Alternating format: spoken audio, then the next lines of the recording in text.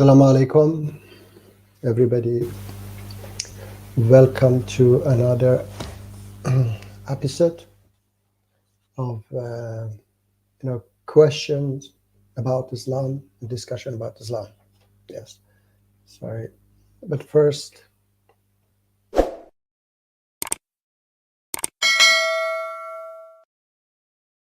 yes, I would like to see if there are people. Okay, so far nobody has written, but people are watching. I hope that my sound is good. First, I would like to maybe start with there was some, the World Cup in Qatar. Some Iranians, they were there protesting against Iranian regime there.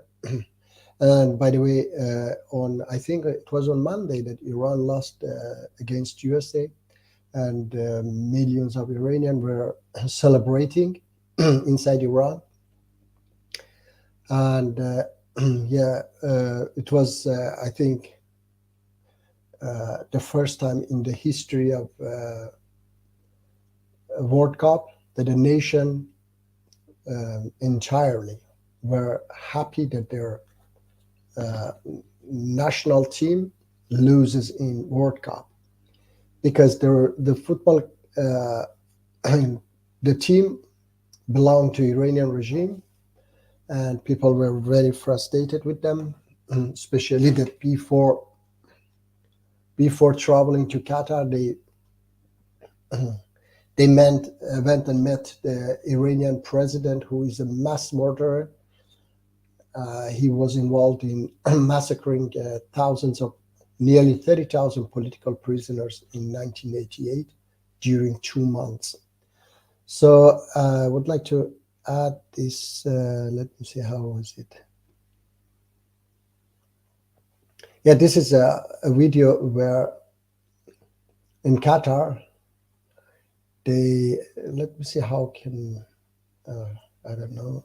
Okay, add to screen. Yes, in Qatar, the police were, arresting or removing some, arresting some, Iranian who were wearing T-shirts, which was written on them slogans, or the flags, which was not Iranian regime's flags. They were taking those flags, which the logo is just different. Okay, so I would like to play this one fast. Let me see. And here.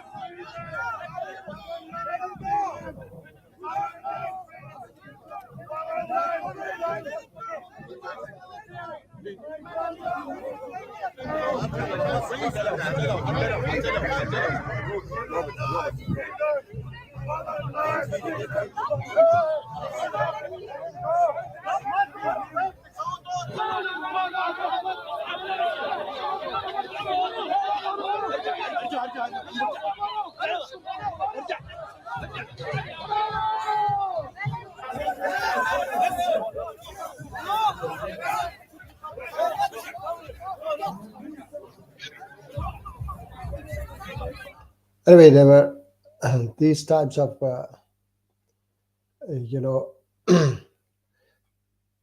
hello, my brother Stephen, how are you?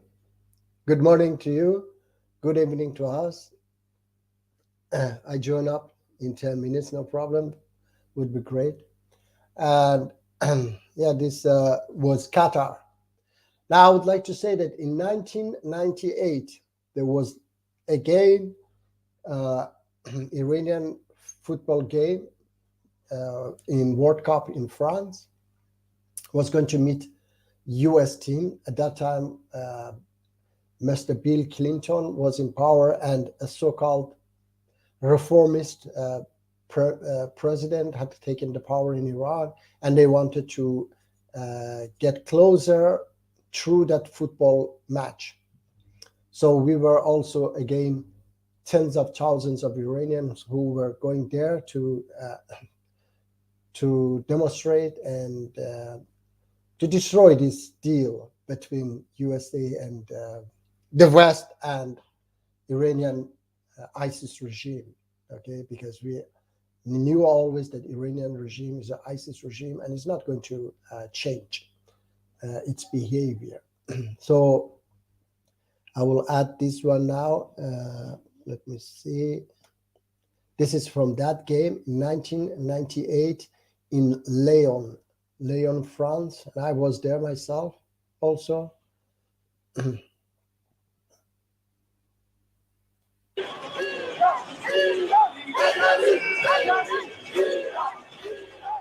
Sunday, June 21st, Gerland Stadium in France's second largest city, Lyon, was the site of the game that was billed as the most politically charged match in the football world's most prestigious competition, Iran versus the United States.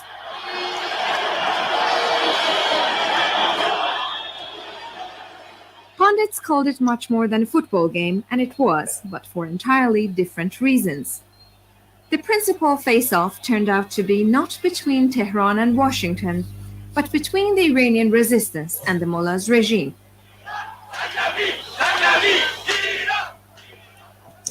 France had brought Iranian regime's, dictatorship in France, and they were removing these banners, and they stopped thousands of Iranians entering France, despite they were Schengen citizens, and they didn't need visa; they just could enter France. But France stopped them because they didn't want that this deal will be off. So they were turning back Iranians who had the right to enter, and many of them reached the stadium, but they were not allowed to enter the stadium. They were removing T-shirts, anything, but of course, they were not able to stop people, because people always are stronger than anyone. Resistance and the mullah's regime.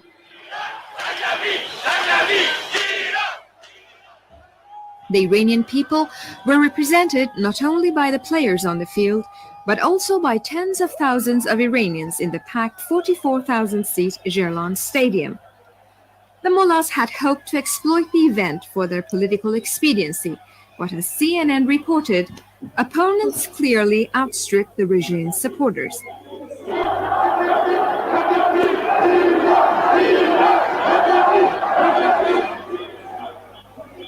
International news agencies, including the Associated Press, reported that the vast majority of the Iranian crowd voiced support for the Iranian resistance, its president-elect Maryam Rajavi, and the resistance leader Masoud Rajavi.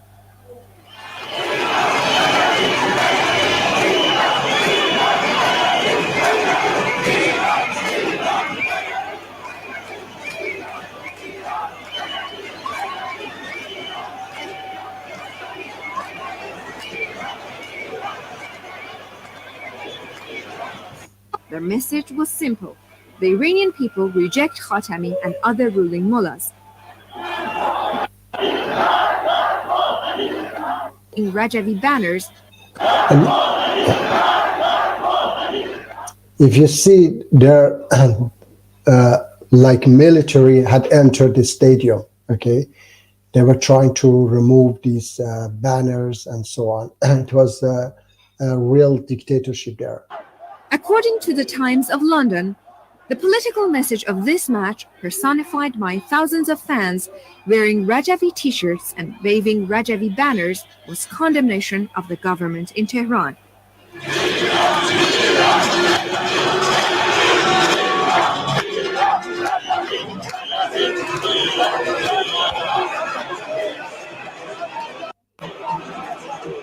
The military band played the mullah's official anthem. Iranians sang the alternative national anthem in defiance. In the rafters, and then down came the picture, drifting slowly past where the Iranian players stood in a pre-game huddle. wrote just before the kickoff of protests against injustice and repression. Toronto's In collusion with the mullah's regime, French police imposed every possible restriction and pressure on Iranian opponents of the clerical rule in order to prevent their presence at the stadium during the match.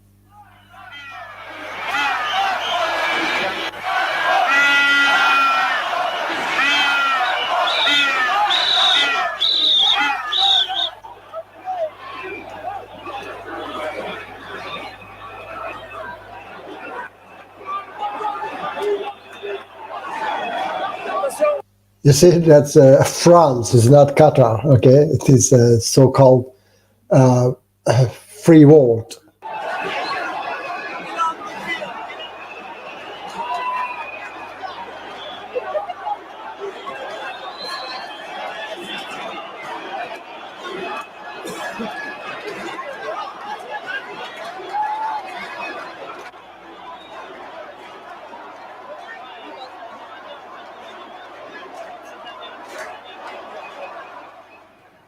Draconian measures were put in force at the entrance to the stadium, and detailed body search was carried out.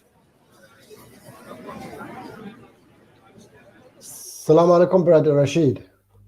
Wa alaikum assalam wa rahmatullah. How are you, inshallah? Alhamdulillah, I'm fine. How are you? I'm fine, thank you. Thanks a lot, my brother. Thank you for joining. I don't know if you saw that I was playing. First, I played what happening in Qatar. They were arresting some, Iranians, opposition Iranians, and they were not allowing them to take their flags inside. The flag, which is the logo, is different than Iranian regime and so on. And there were some critique against Qatar for these types of measures. And now I'm playing 1998 football World Cup in France. That France was 100 times worse than Qatar, and they didn't allow us to enter. Thousands of Iranians were going from Germany, from Sweden, and other countries. They were going to France, and they were stopped in the border despite it was Schengen, and so that they knew that we are going to protest against the Iranian regime. So they didn't want that because they wanted to support Iranian ISIS regime because of their, political and economic ties and interest with Iranian regime. So this was I was playing, and unfortunately, it is I think enough of that. And those who don't know, they usually say that. For example, I think 8 o'clock, there is this Nuria. She's going to have a live stream about Iran, and somebody had written Islam ruined Iran. And I wrote a comment, answered him, but unfortunately, I don't know, somehow YouTube censored me. Nobody see my comment. I wrote that it's not Islam that ruined Iran, it was the West. If they didn't bring down our democratically elected Prime Minister, Dr. Mossadegh, in 1953, and they didn't put a dictator in his team, the Shah regime. And if 1979, when we made a revolution against that dictator, they didn't support Ayatollah Fascist Khomeini and put him in power because they were afraid of left groups so that Iran doesn't fall in the hand of Soviet Union. So they preferred ISIS to the leftists, okay? So all this country has been ruined. Yes, the region has been ruined because of their policy. It doesn't have anything to do with Islam. And unfortunately, of course, my comments, most places is, censored. I don't know. I think it's YouTube that do that, because I wrote even from another account and it wasn't visible. Yeah, Brother Rashid, do you have anything to say about that?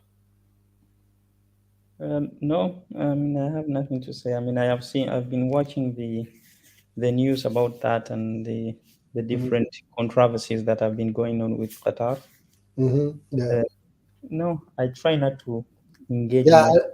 No, no, it's not about Qatar. It's about, I mean, what I'm talking about, I'm talking about this hypocrisy in the West, you know, that they, or most people, they don't know. They think that this problem is what's happening in the Middle East is because of Islam, but it is absolutely not because of that. It's because of they support dictators. It's of course not just the West. It's Russia, China, all of them. Those who have power, they support these types of dictators because they have interest.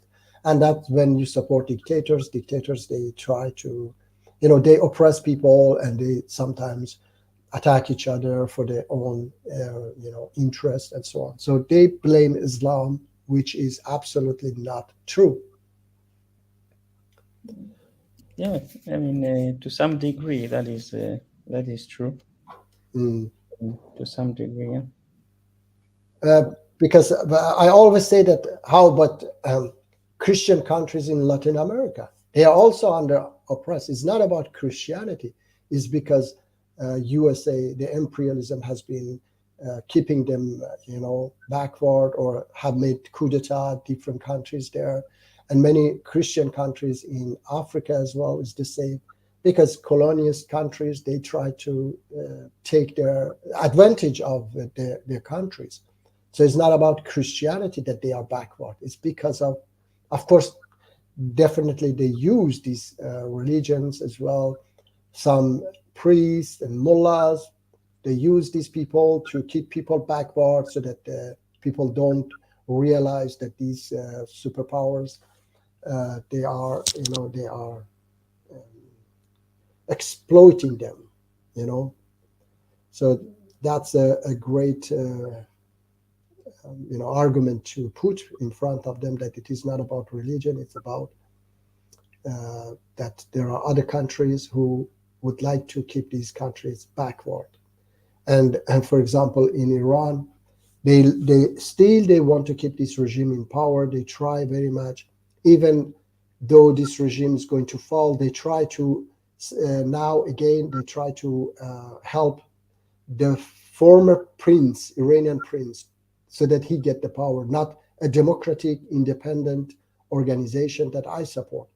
They totally boycott this organization. They don't give a single news about my organization, but they all the time make propaganda for that guy who hasn't done anything in 43 years, because they want always have a government in power in these countries so that they can control, not an independent, government.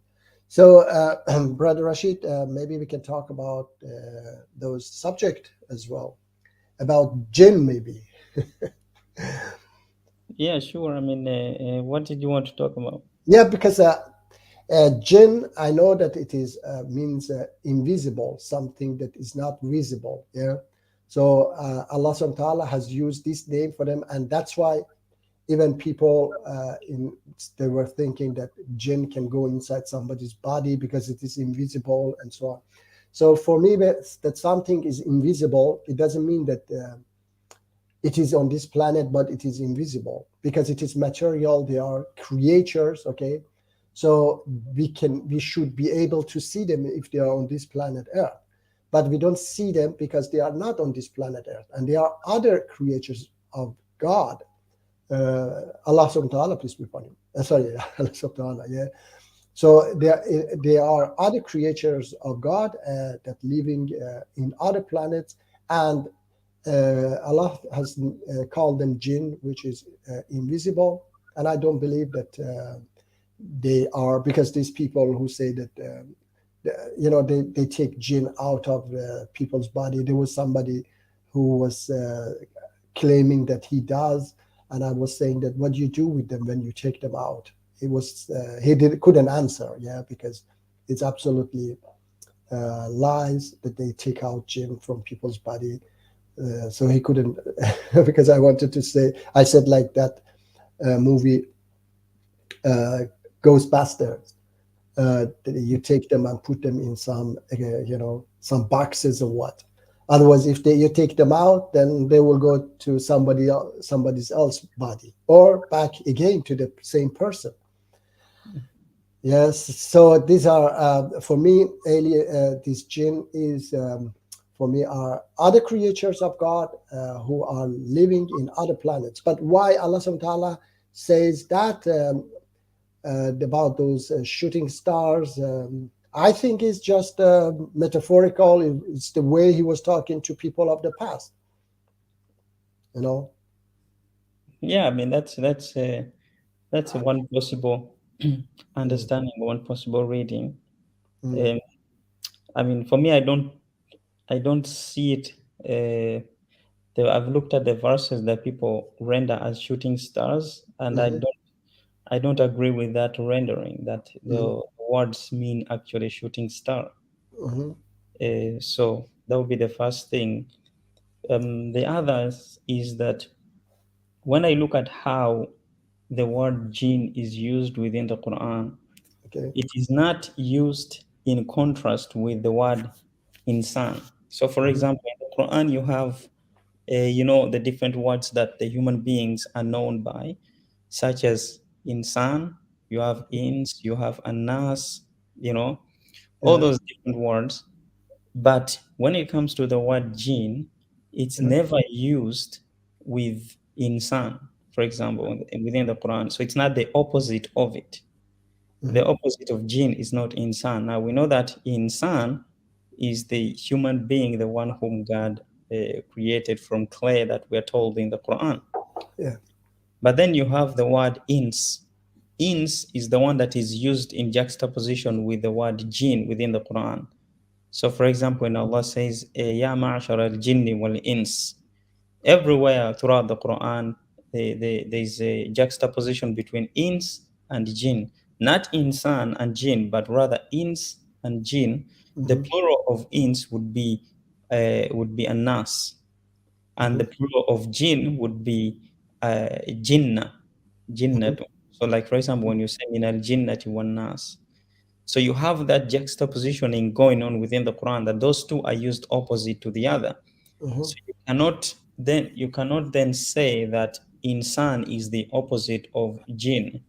I think that all these two categories of ins was jinn, that both of them fall under the category of insan. Yeah. It is possible, of course. I mean, and then some people can come up with different verses that say, okay, what about the verse where Allah says that wal jan khalaqnahu min nar, right? That as for the jan, we created it from the nar. The problem with that is that when you're using the word jan, it's not jinn, and it's not the plural of jinn.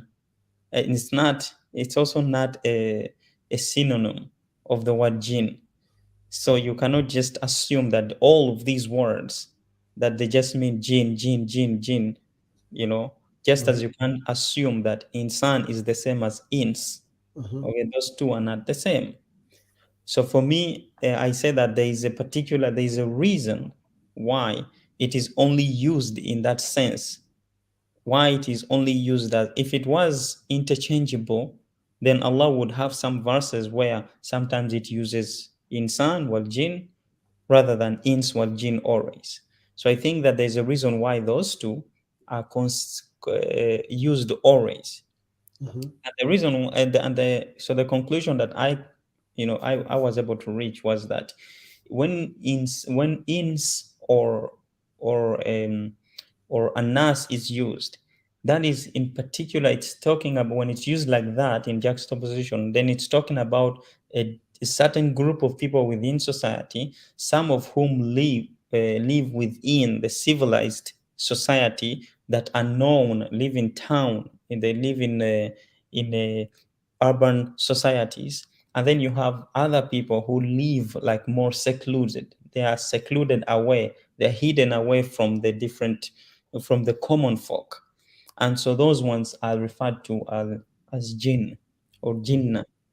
So and these kinds of people, those who are within the civilized, the urban societies, they used to go and would have contact with them, but they would have certain superstitions about them.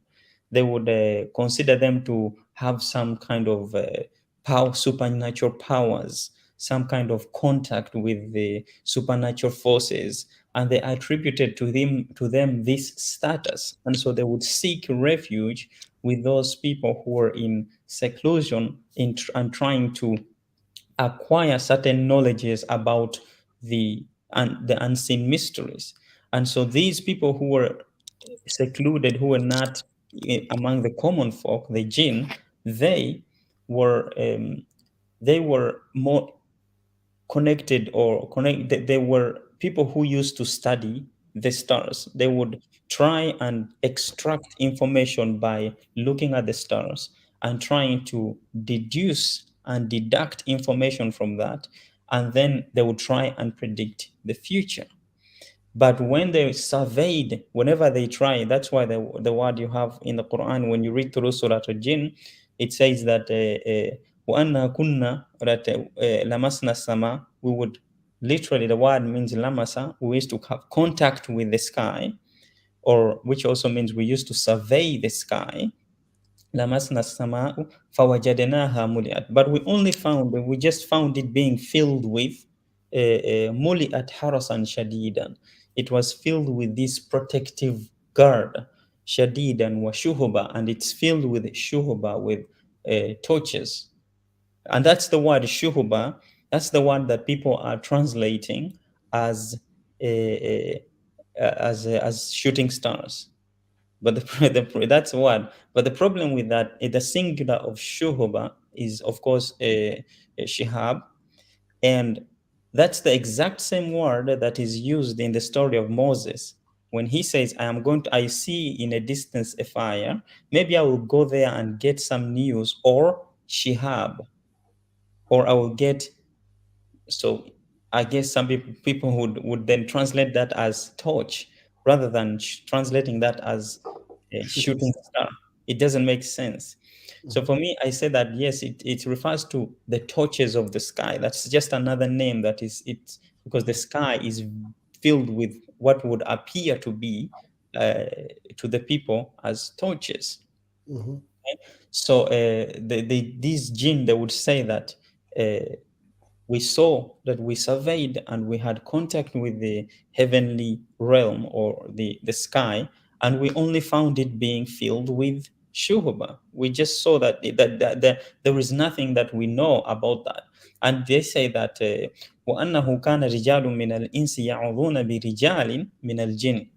So they say that, and there used to be men from among the ins who used to seek refuge with men from among the jinn.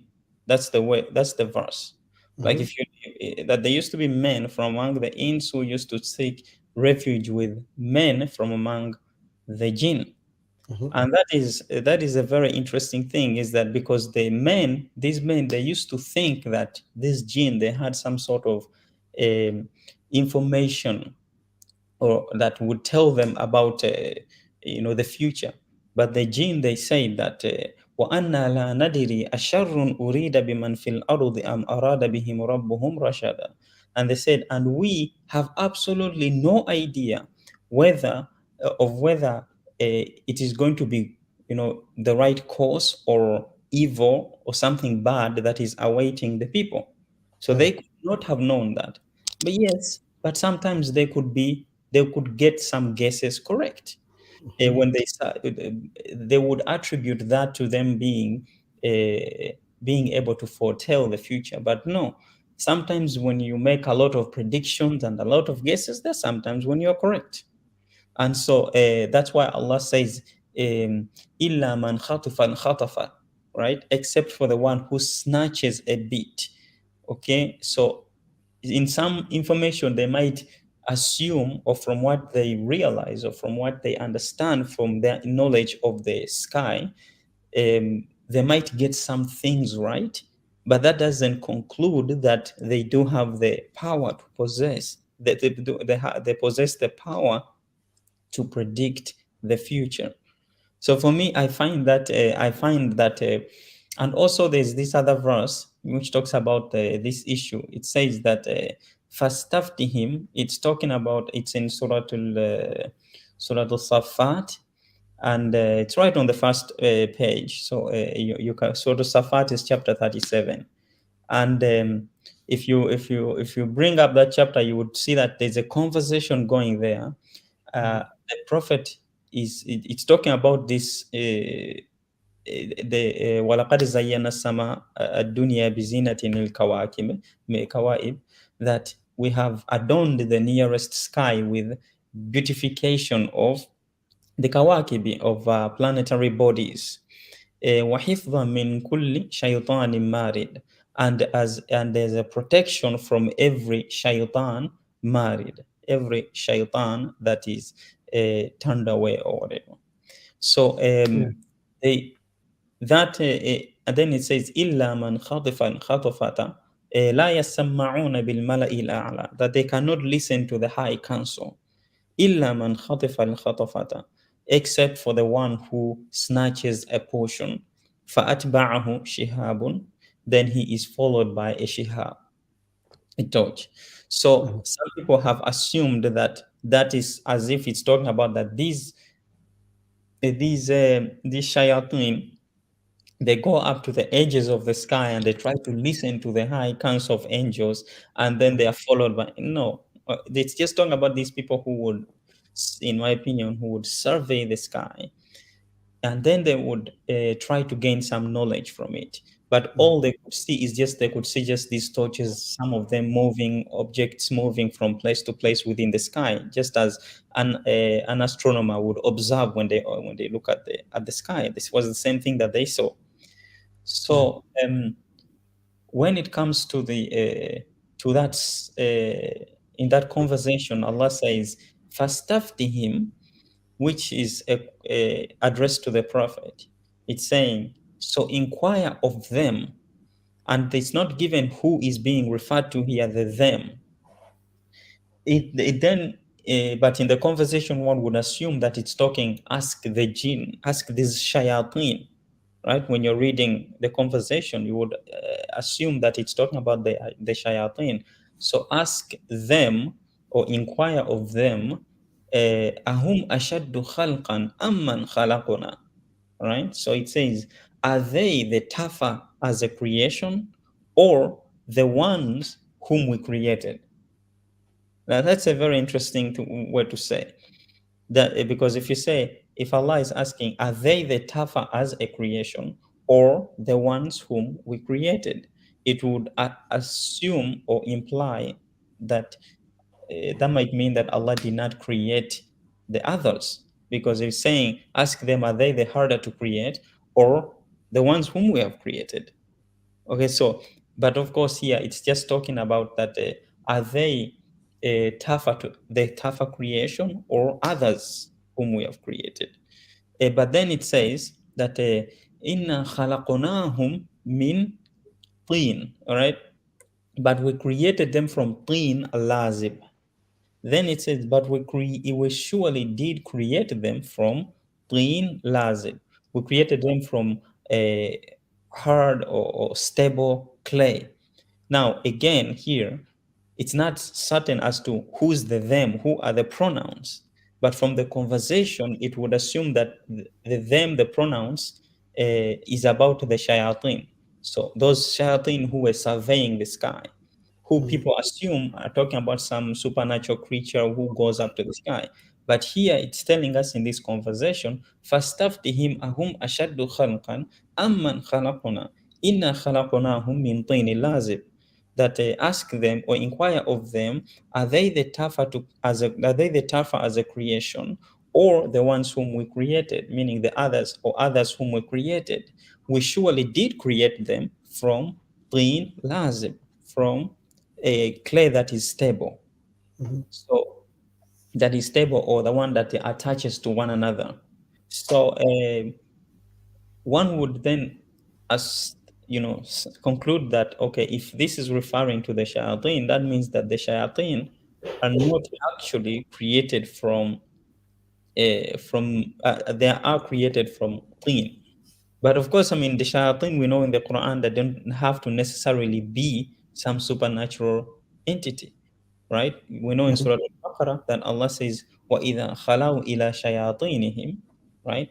And Allah tell that when they go back or when they return or when they fall in with their shayateen, talking about the people. mhm, Also, Allah says that He appointed. وَلَقَدْ جَعَلْنَا لِكُلِّ نَبِيٍّ عَدُوًّا شَيَاطِينَ الْإِنسِ وَالْجِنِّ. That Allah did put shayateen, enemies, who are the shayateen from among the people, from among the ins and also the jinn. So mhm, shayateen is not necessarily a devil or some supernatural thing. It can also mhm. be among the human beings themselves. Himself. So Yeah, for that, I yeah, think it's yeah, for me. I am not sure that this is some otherworldly creation that is not particularly particularly human.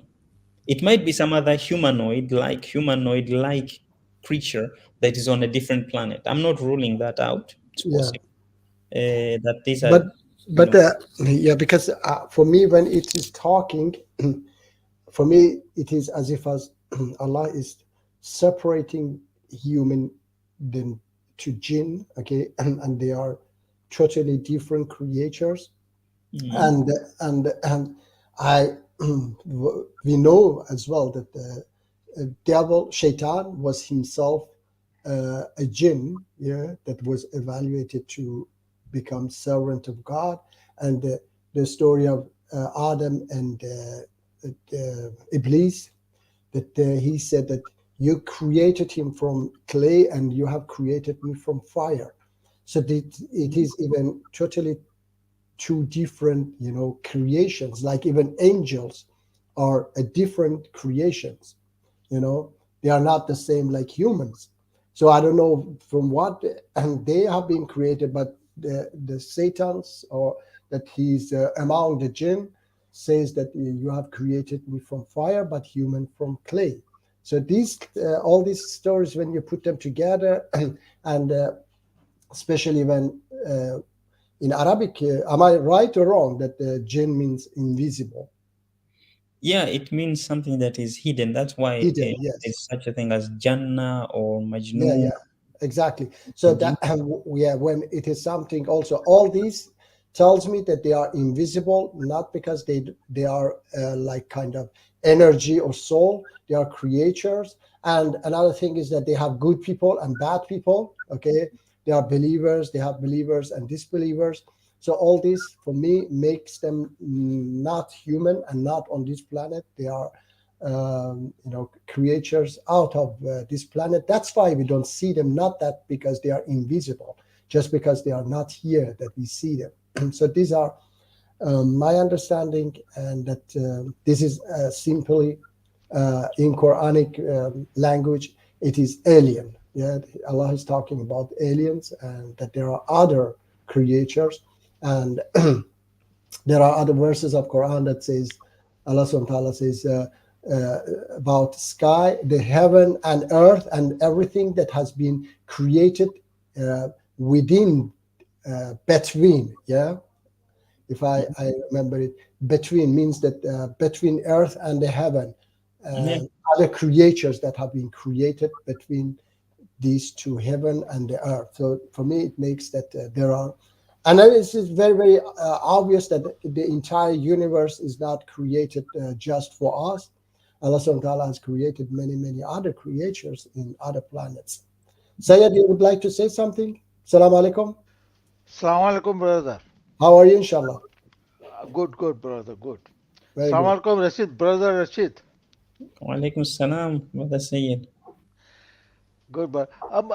I think I believe jinn are they live in this earth. Hmm. That's what I believe, and they are invisible. But they cannot see, but they can see us, just like angel are at least on this earth they are invisible, not But, visible.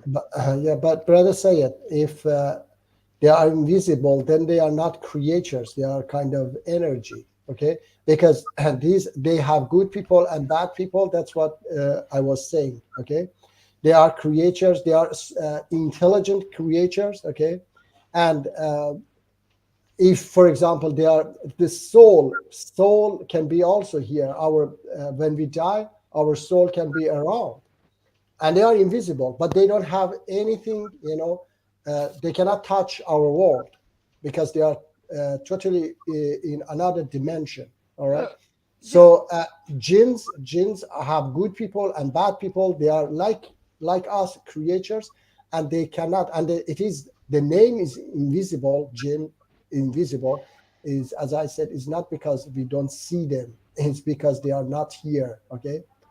No, I believe they are over here, but Okay. because they are not materialistic creature. So let me see. Okay, let me ask you, brother. Say they are here. So what is there? Why there was no place on this in this universe that Allah Subhanahu wa Taala put them there? Why He put them here and invisible? Because you see, Allah, There was no place. no place. They already have place. You see, they are kind of different kind of creature. They are not biological creature in any form, any shape. Okay, But on this planet, everything is biological. everything is biological. On this But you see, planet, yes. but the gene, they are not biological. That means they are not made of earth material. They are Okay. not okay. They are not made by material. So Mat- what they do here then? What is their role on they this are, they, planet? they are invisible. They can live on this earth. Yeah, Uh, but why? No, why they are here? Because there is a reason. Every single creature on this planet has a reason to okay, be okay. here. I give Has you a a proof. reason. I gave you a proof. There No, is no, a no, no, no, no, no. no, no, no. Let No me proof. let me let No, me what I'm see. saying, say it. What I'm saying is a mosquito has a role on this planet. A mosquito, okay? A human has a role on this planet. What is jinn's role on this planet? No, no. The role is just they are different creatures. Allah did say there is about the jinn. They can see us, but we cannot see them. But It's in the Quran. why It's they in are the Quran. here? No, I'm asking why they are here. But it's in the Quran. They can Where see us. which verse says that they can see us but we cannot see them? Which Okay, okay. verse? Even the Prophet Suleiman, he had this jinn. He work jinn work for them. So they are in this world. Or Okay, let me see. there is another verse Allah said, Okay, the jinn, they cannot go out of this world, from okay, this universe. It is in the Quran. So okay, they are in this world. Uh, okay. Can you give me the verse, please? That they are in Quran. yeah, Brother Rashid, are you familiar with the verse that they cannot go out of this world? yeah. No, Brother Rashid, are you familiar with this verse that they are here and they cannot go out of this world? I mean, I'm familiar with the verses referring to in Surah Al-Rahman, but I just don't hold the same view on that verse. But yeah, I'm familiar with the verse that is talking about it, Surah Al-Rahman. What Uh, it says? What it says? Can you read it, please, Brother Rashid, I if mean, you it remember? says, "Ya ma'ashara al-jinni wal-insi in istata'tum an tanfidhu if you are able, all company of the jinn and the Human. ins." Mhm. Okay, yes. If you are capable of going beyond the boundaries, and tanfidhu min aqtari samawati wal ard, if you are capable of going beyond the bounds of the skies and the earth, then go beyond. Okay. لا تنفذون إلا بسلطان, but you will not be able to do that without sultan. Mhm. So something authoritative. You would need something authoritative, capable, something Okay. that something that takes a lot, to Okay. to be able to go beyond. Yeah, So beyond. Yes. yeah, Beyond it- for me. Yeah, beyond for me can be this universe. Yeah. We cannot go beyond this universe. That can Yeah, be. yeah, that's the thing. When it's used nafada, when it is used in the Quran, la tanfidu, it actually means like to pierce through or to go past. Mhm. Basically, yeah, you could use go past Yeah, yeah. or Because so. we went beyond the earth. We have gone beyond the earth, definitely. Yeah, Yeah. yeah. So it's not talking about the earth.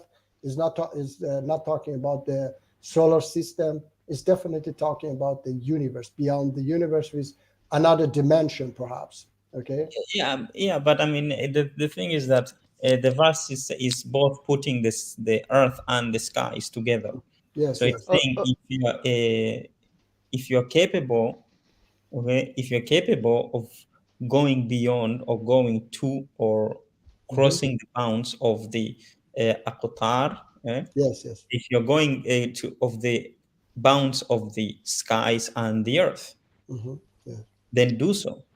Yeah. Okay? the That's what it's saying. Then do so. If you're able to do it, do it. But you then it says la tanfidu. It doesn't say you would not do it. It Hmm. says you will not go beyond it without Yeah. something that is authoritative, something Yes. that is powerful, basically. So you would Yes. need something like that if you are able to, if you are ever going to go Yeah. towards the limits of the, or, of the sky or something. You need something that would take you there. Yeah. And the same thing is given to the jinn as it's given to the ins, which again brings me back to my position, which I said is that the ins are in fact among the insan, Hmm. but that the insan, the insan, and so are the jinn. Now, when I say jinn here, I don't mean that thing which is al jannah, which Allah says He created min nar.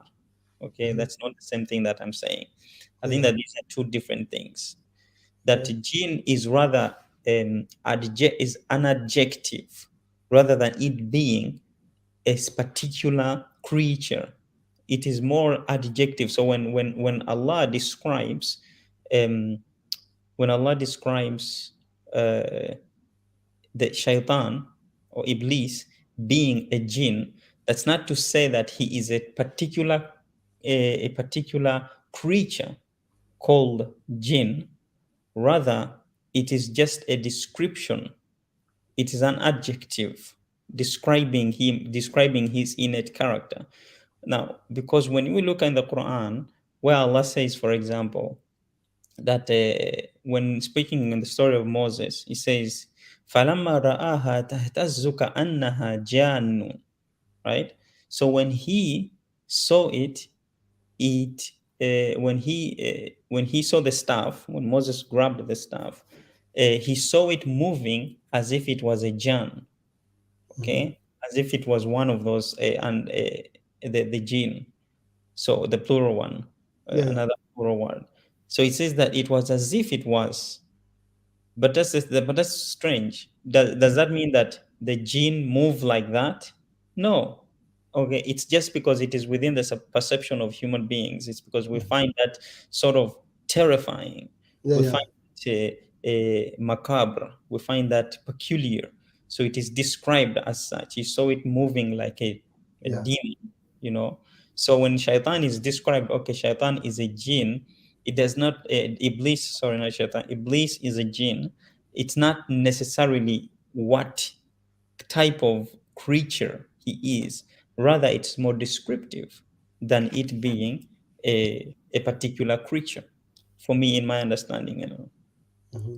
but I am familiar with the verse. The one that he's referring to is another one, the one where he says, they can't see you.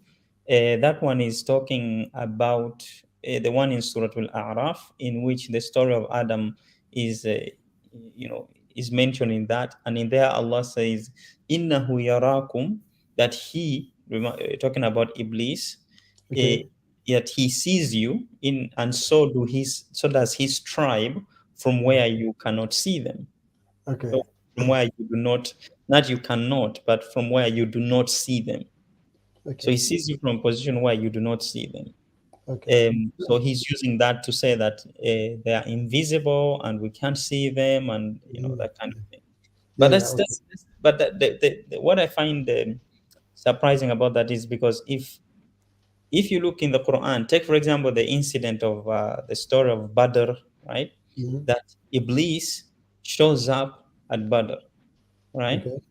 Mhm. And he's speaking to the people. Okay, okay. So that's a very strange thing.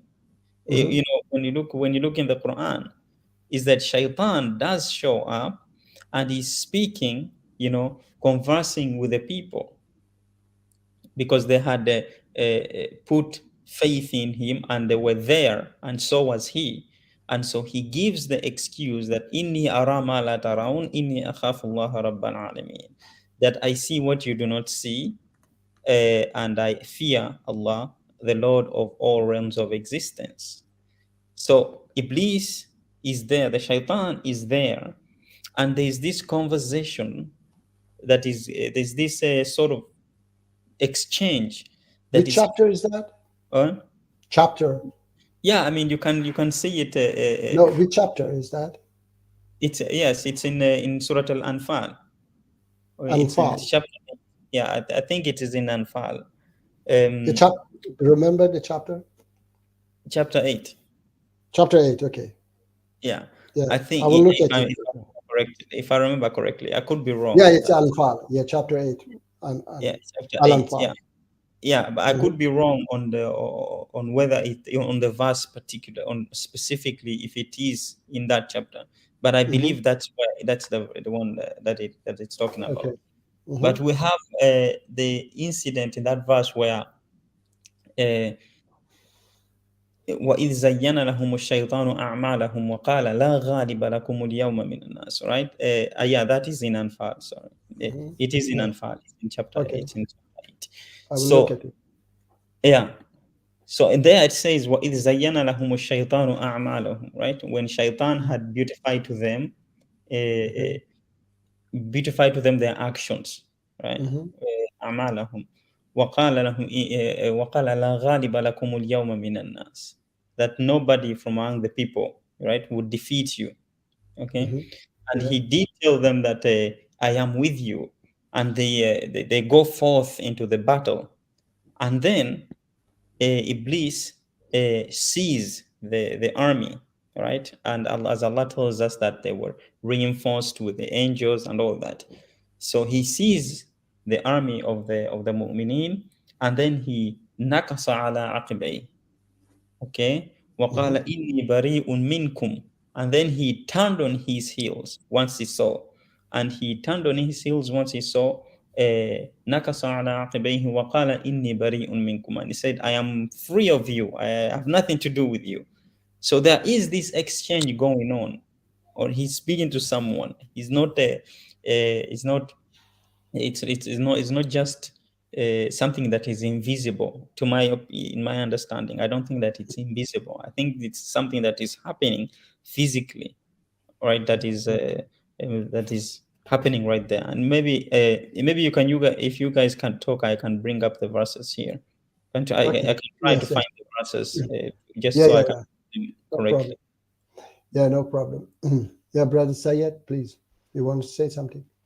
Yeah, the jinn and angel, Mhm. they are around us. They are Okay. both are around us.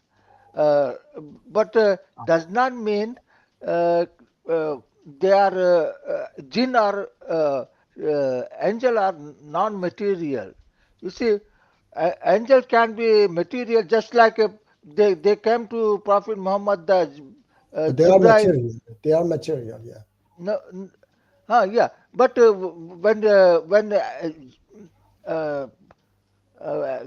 Gibril, angel Mhm. Gibril, when he visited Prophet Muhammad, he visited as a human being. He Mhm. he, he appear he just appeared like a human being. You Yes. see, he was not a human being, but he looked like a human being. But he does Yeah. not. You see, he does not change himself. No. Perhaps they can. Yeah. Perhaps No, they no, can no. change. They cannot change their originality. They cannot change it. But but he looked like he's just appear. It's like a shadow. Yeah. Okay, but he's not. He does not change his originality. You Okay. understand what I'm saying? All right. So he appeared like that. So angel are different from the jinn. Yeah. Jinn are invisible creature. They made of something non earthly material. Yeah. So they can be they also don't eat food like we do. So they don't eat food. So But they eat them. I don't think they eat anything. Mm. You understand? Maybe they are, it's just like a energize, but they do not eat food like we do. But from where you get this information, brother? Say it. All information you don't have, you have to think about Create those things. yourself. Okay. Create You, yourself. you just have to think. Hmm. What possibility. Well, everything we do is But you need. Do they touch our life or what? They touch our life. You see, yeah, I think they can touch us. They No, can, not touch us. I mean, huh? do they have any like every other creature touch our life? Like mosquito, you know, or any animals on this planet, trees, everything. For example, trees, they give us oxygen and so on.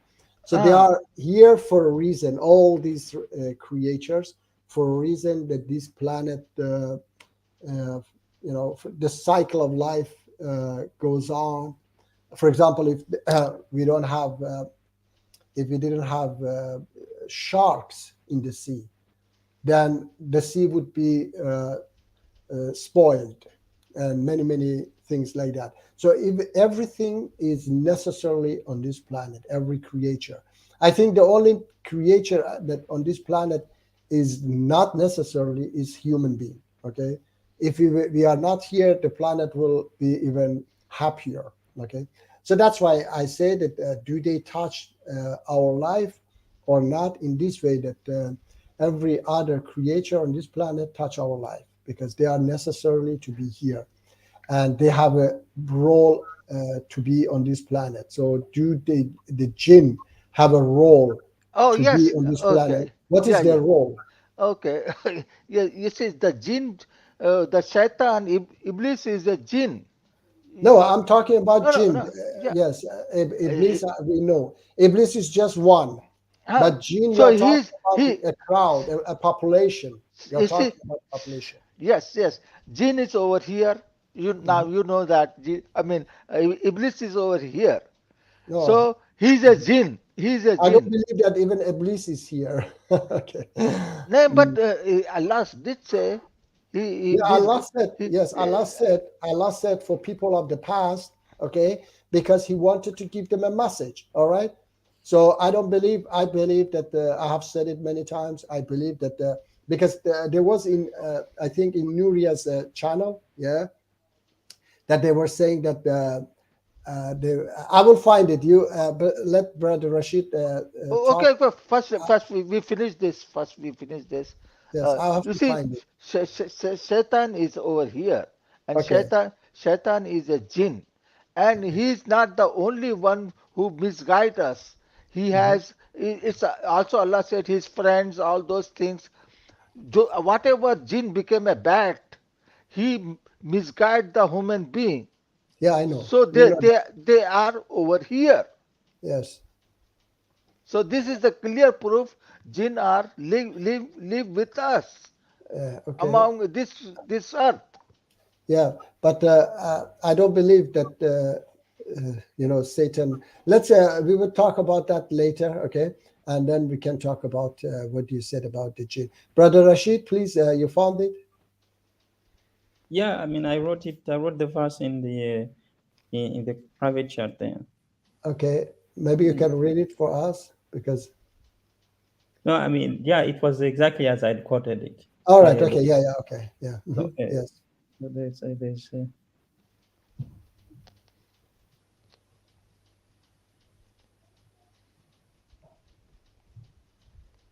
Are you going to read it? Or No, I mean the verse.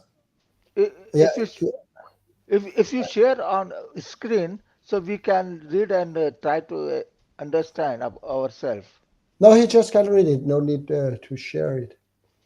No, I mean the verse. The chapter is in Surah Al-Anfal, verse 48. If you want Yeah, to yeah. look, and there it says that it's talking about وَإِذْ زَيَّنَ لَهُمُ الشَّيْطَانُ أَعْمَالَهُم, and when Shaitan had beautified to them their actions, Mhm.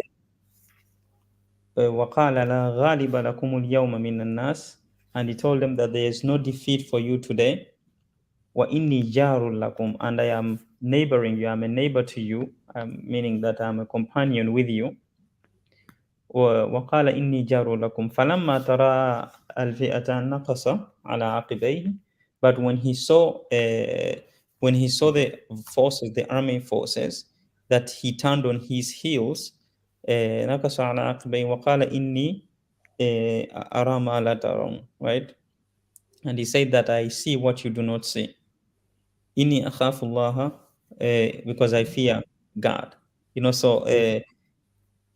So even in that exchange, for me particularly, it seems like even with the shaitan that is talked about there, it seems to be someone who was human, or someone who was embodying maybe a human, being able to converse with the regular, with the regular Mhm. people. Yeah. So does that mean that I'm saying that Iblis, that no, because when the word shaitan is used in the Quran, it's not always necessarily that it's talking about Iblis. Yeah. And that's the misconception that we have today, is that when we say shaitan, we tend to think about that it's talking about Iblis, just exclusively Iblis. But no, Quranically, shaitan can be from humans. One can also be from, it is just as likely it being from the human being. Yeah, exactly. So that's what I believe, and this is what I was going to bring up. It's from that Nuria's channel. There is one of each, but somehow it's written: Allah needs angels, prophets, messengers, books, dawahs, and jihad to get his message through. Shaitan whispers directly to your ear and follows you all the time. Okay, so it is somehow they are trying to tease, of course, but I was going to say definitely I disagree with them. I was going to say that in my opinion, if this shaitan is of course, if that's the creator, is really somehow has been stronger than God himself, because he can whisper and then he can take many more people to him than Allah subhanahu wa ta'ala has been able to change people to good people. Okay, so for me, I have said it always that this is just metaphorical.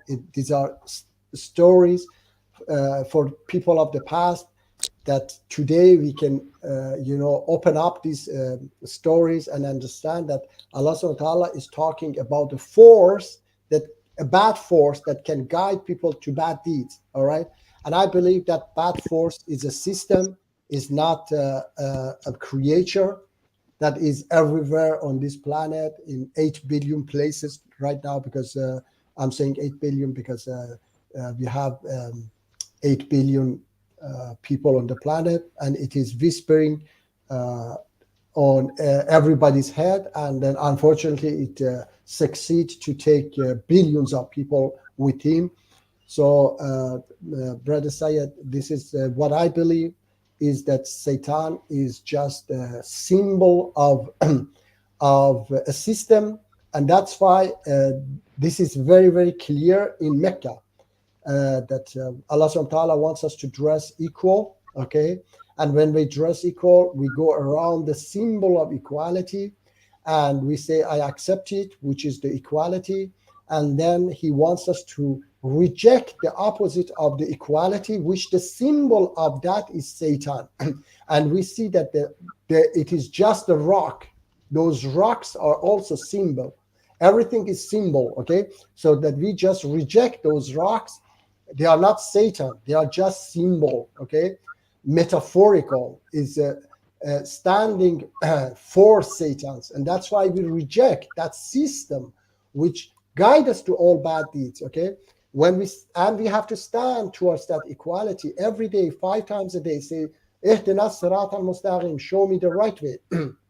And the wrong way is the way which Satan guide us to, is today the way we are living, prostitution, drugs, war, corruption, all these bad deeds is the wrong way. And the right way is that Mecca, towards Mecca, that what's happening there, the equality. That's why we ask Allah subhanahu wa ta'ala to guide us to the right way.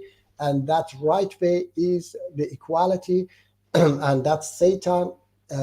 There is the symbol of the opposite side of the equality, which is inequality in another way.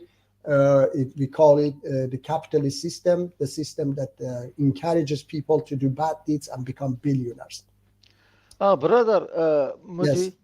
I will explain something about Satan and the guidance Yes. of Allah. And Yeah, I just want to say to Brother Stephen, say thank you, my brother. He says that he's listening, so no problem. Okay. yeah, guidance of Allah and the misguidance of Satan. They both Okay. are Allah mentioned in the Quran. Yeah, Okay. I know that's mentioned. I didn't say that it's not mentioned, but I say that it is mentioned. It is metaphorical. It is for me today. I understand that it is just a message. All right. So Okay. yes. Yeah, let me explain to you about this. Yeah. Yeah. Okay. Allah did many times warn about Shaitan.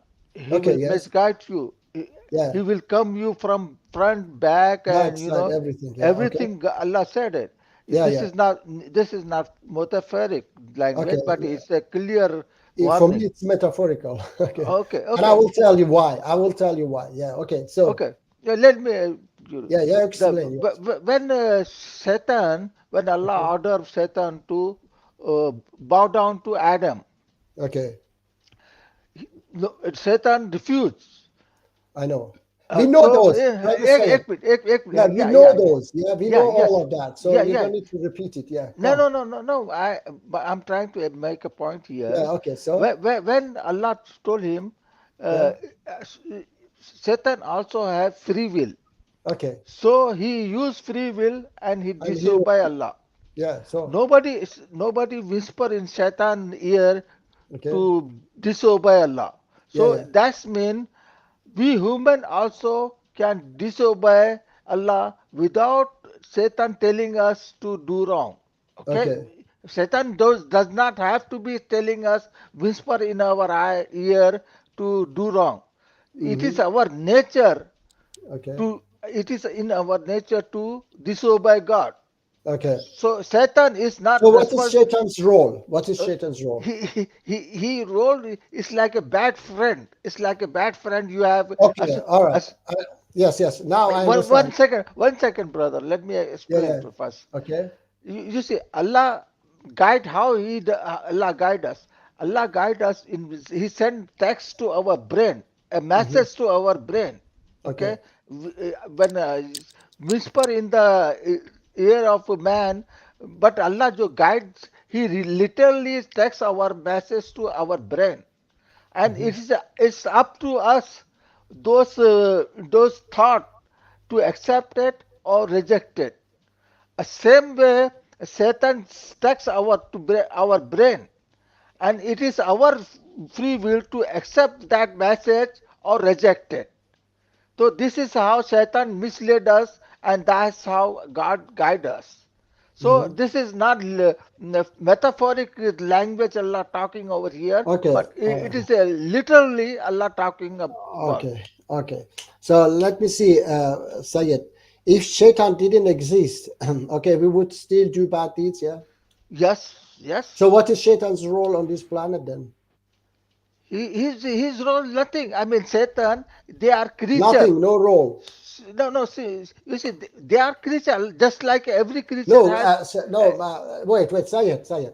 Let's say there is I give this diamond example always. So let's say there is a diamond in Brother Rashid's house. It's $20 million. Okay, so Shaitan, millions of people want to steal that diamond. Okay, and they are ready to buy ticket and travel to, I don't know, South Sweden where Brother Rashid is living here.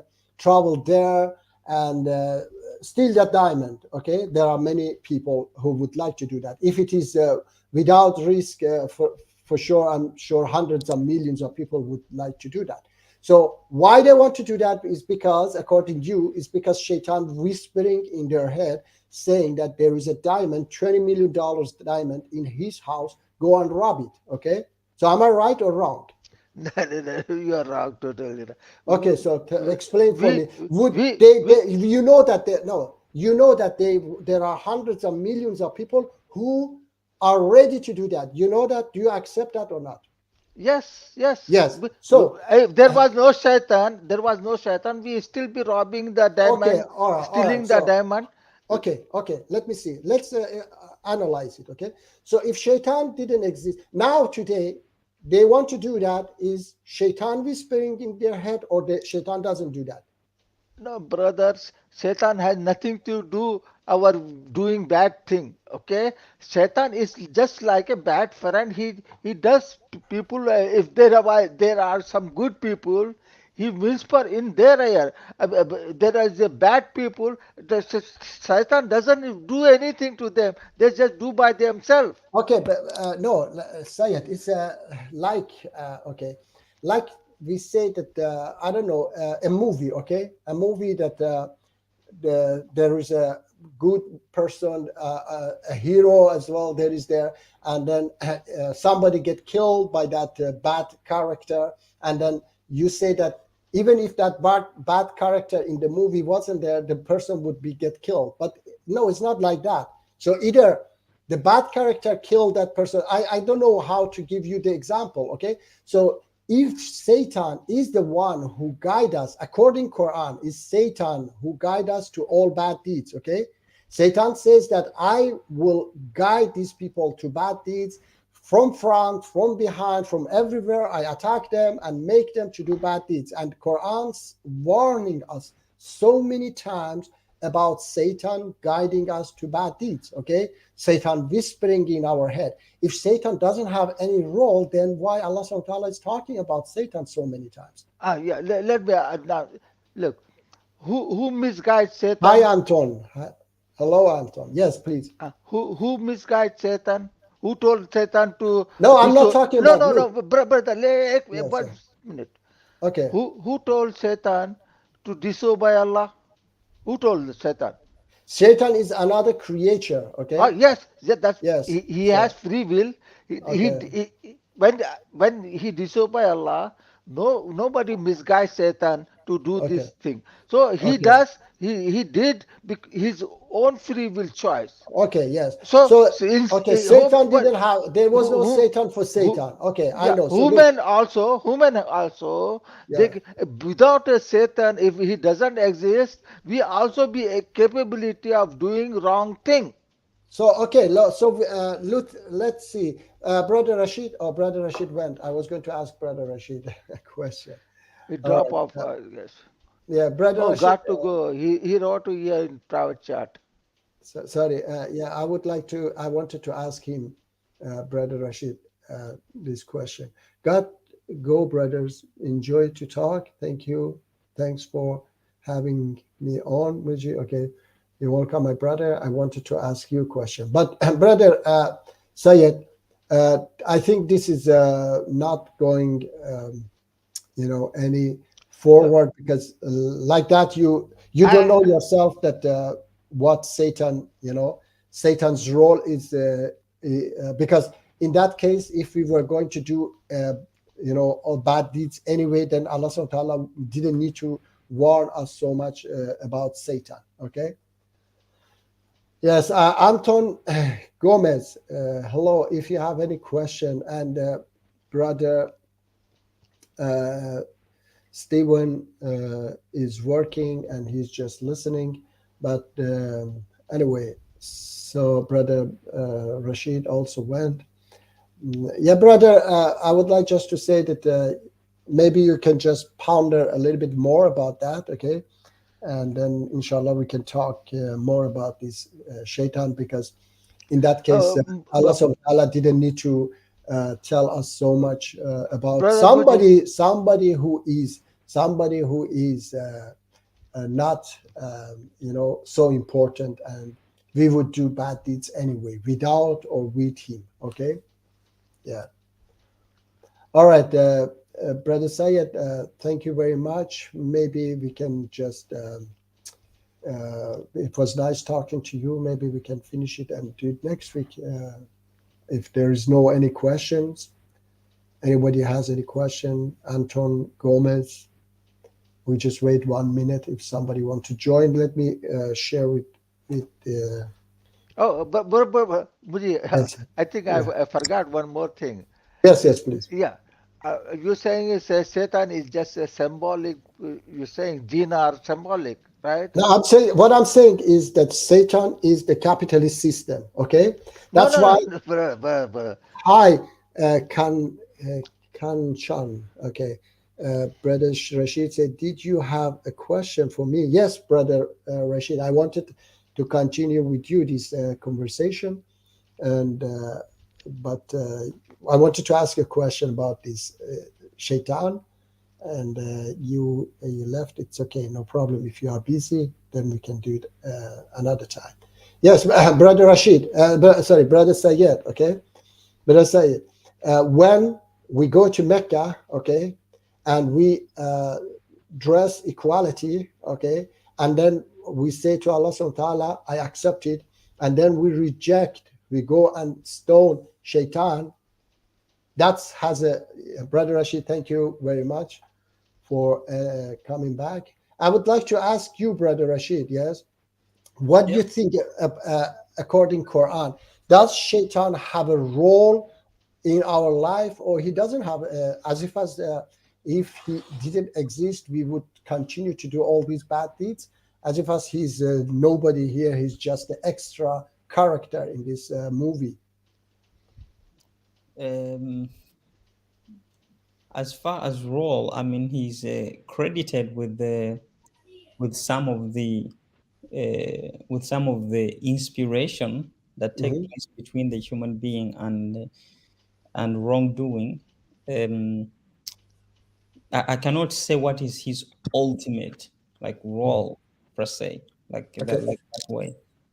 Yeah, Um, but I mean, let me ask this question, brother Rashid. If Shaitan didn't exist, would we be, according to the story, okay, would we be on this planet at all? No, because it was the Shaitan who fooled Adam. Okay, some people say there was no any Eve, Adam and Eve. Okay, it was Satan that fooled them. And then that's why Allah subhanahu wa ta'ala sent us to the planet. Okay, but if he didn't exist, we wouldn't be here at all in first place. So it was him who encouraged them so that we are on this planet in first I mean, place. for me personally, I do believe that we were here, even in Mhm. that I story. know. I know. No, I'm just talking about that story. Yeah, we wouldn't be punished anyway. We wouldn't be thrown out of that garden, for example. Yeah, some people believe that it was a garden. Okay. Yeah. Well, it would. I think it would happen eventually. Okay. But it was sort of like Shaitan's role there. I don't know what his role is in terms of like ultimate role is Okay. like because he existed long before we existed. Okay. According, Yeah. if we look at the story, Yes. If you look at the story. long Yeah. before the story, so Yes. we can't say his ultimate role since creation was for this. No, Mhm. but I think that there he played a role. It's true in. As the Quran tells us, فَأَزَلَّهُمُ الشَّيْطَانِ, that he made them to sleep, right? He Mhm. made them to make an error, to make a false judgment. Yeah. Yeah. فَأَخْرَجَهُمَا مِمَّا كَانَ فِيهِ, and he caused them to be driven out of that in which they were. Okay. Yeah. And also it says فَوَسْوَسَ إِلَيْهُمَا الشَّيْطَانُ, that shaitan did in fact whisper to them. Mm-hmm. And it tells us that when in Surah what was it? And of course, Surah Al-A'raf, we are given the different details of how he actually did it. And Surah Al-Taha, chapter Yeah. 20 and chapter 7, we are given the details of how this whispering happened.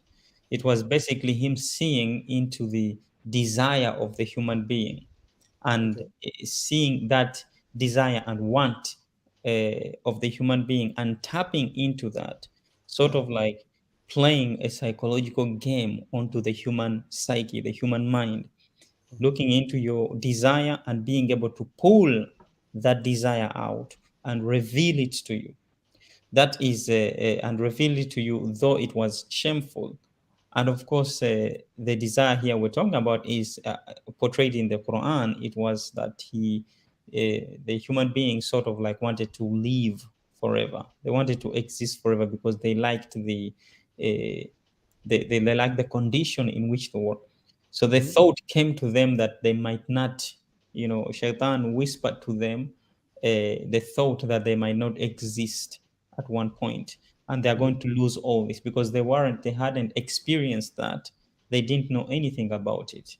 So Mm-hmm. when they got this impression that they might not exist at one point, Shaitan then told them, you know how you can get rid of that? There's this tree that if you eat from it, you would become like angels and you would live forever.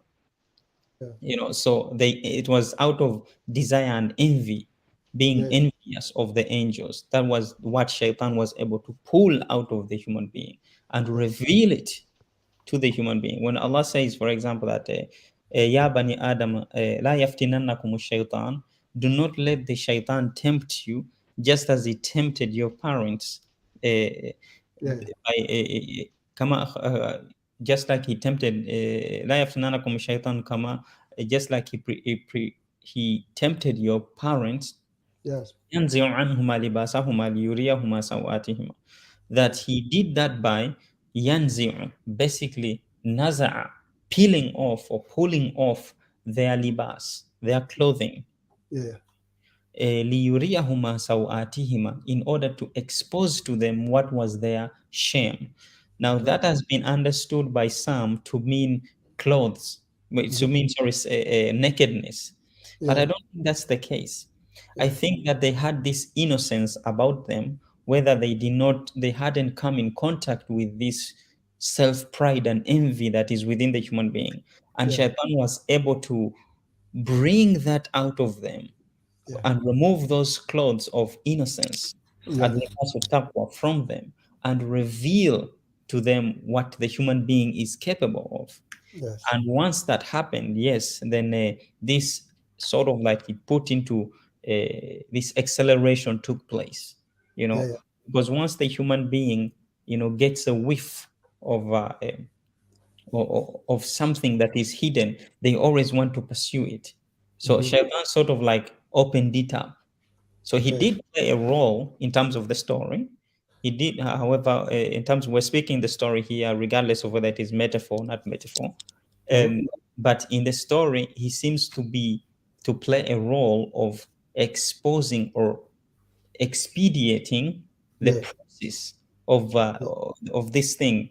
For me personally, I think it was inevitable because God, in the conversation that takes place, between God and the angels, even before He creates the heavens and the earth, before, sorry, not before He creates Adam, is Yeah. that He tells them that I'm going to place a Khalifa upon the earth, Yeah. Yeah. and the response is, are you going to place someone there on who's going to cause blood and shed blood and kill and do all facade?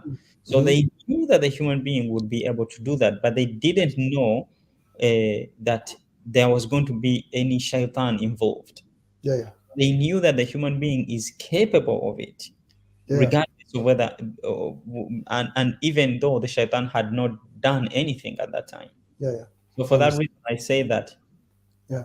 that But it is possible, yeah. but Shaitan did play a role. He just tapped into it Yeah. faster than they would have. Okay. First of all, we will continue to talk about this because I have a lot to say. I say hello to Anton, and then I say to Sister Sarah, welcome. Please, if you have any question, there is this link. You can join us, or you can write your question. Anton asked about if we believe in abrogation.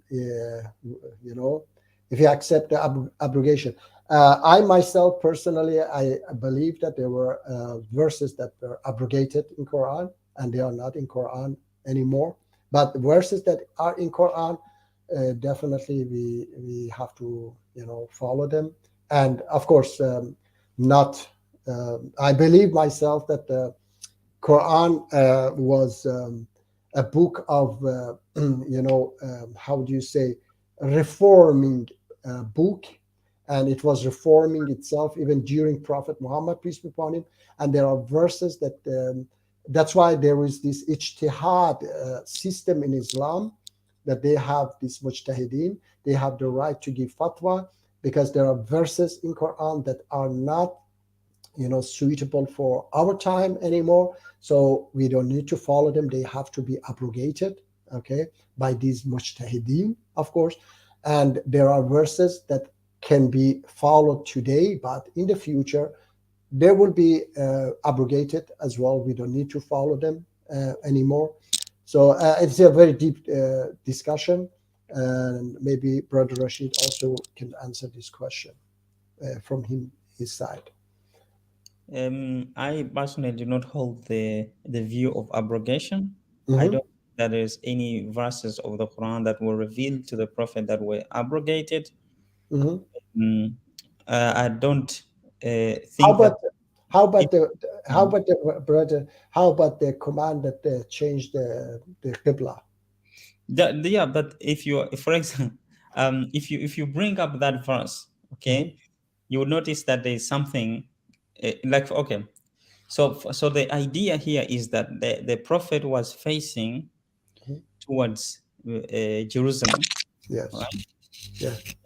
The Prophet was facing towards Jerusalem, so he's upon the Qibla of the Ahl al-Kitab, Okay. right? Yeah. Yeah. Uh, and then Allah suddenly tells him to change that Mhm. Qibla because the Prophet was not pleased with it. Mhm. So the people who use that argument would say that that means that the Prophet must have received some other wahi which Mhm. commanded him to actually face Jerusalem. Okay. What they Yeah. fail to do is that they don't tell you, they don't give you the verse. If they had it, they would give it to you.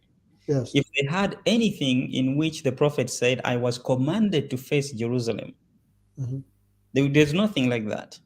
Even Okay. with the hadith, there's nothing where the Prophet actually says, I was commanded to face Jerusalem, but now I am commanded to face Mecca. So Okay. how they were facing. The thing is that the verse actually doesn't say that that the previous Qibla they were on, that Allah commanded it. It Okay. doesn't say anything like that. What people fail to understand, in my opinion, is that when Allah says, وَمَا جَعَلْنَا الْقِبْلَةَ الَّتِي كُنْتَ عَلَيْهَا, and we did not make, that word ja'ala, that is used to say make, we did not make the Qibla upon which you, either the word kunta alayha can mean both which you are Mhm. or which you were on.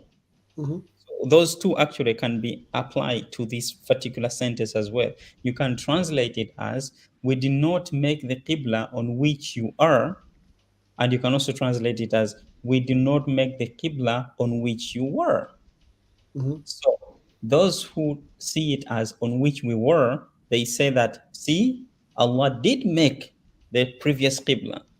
The Mhm. problem with that is because the problem with that is that the word ja'ala does not mean that Allah directly commanded something.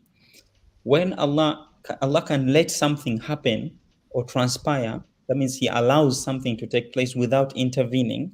That is, He could use the same word, ja'ala. You see, like for example, when He says, وَجَعَلْنَا قُلُوبَهُمْ قَاسِيَةً, right? We made their hearts hard in one place, and another place he says that ثُمَّ قَسَتْ قُلُوبُهُم, their hearts became hardened by their own self. So just because it uses the word ja'ala, we made, it does not necessarily mean that Allah is commanding it. It just means that Allah did not allow it to transpire like that, except as وَمَا جَعَلْنَا الْقِبْلَةَ الَّتِي, we do not allow the qibla on which you either are, on which you are, on which you were, or on which you were, except in order to know which were the ones who followed the messenger and the one who would turn away on his heels.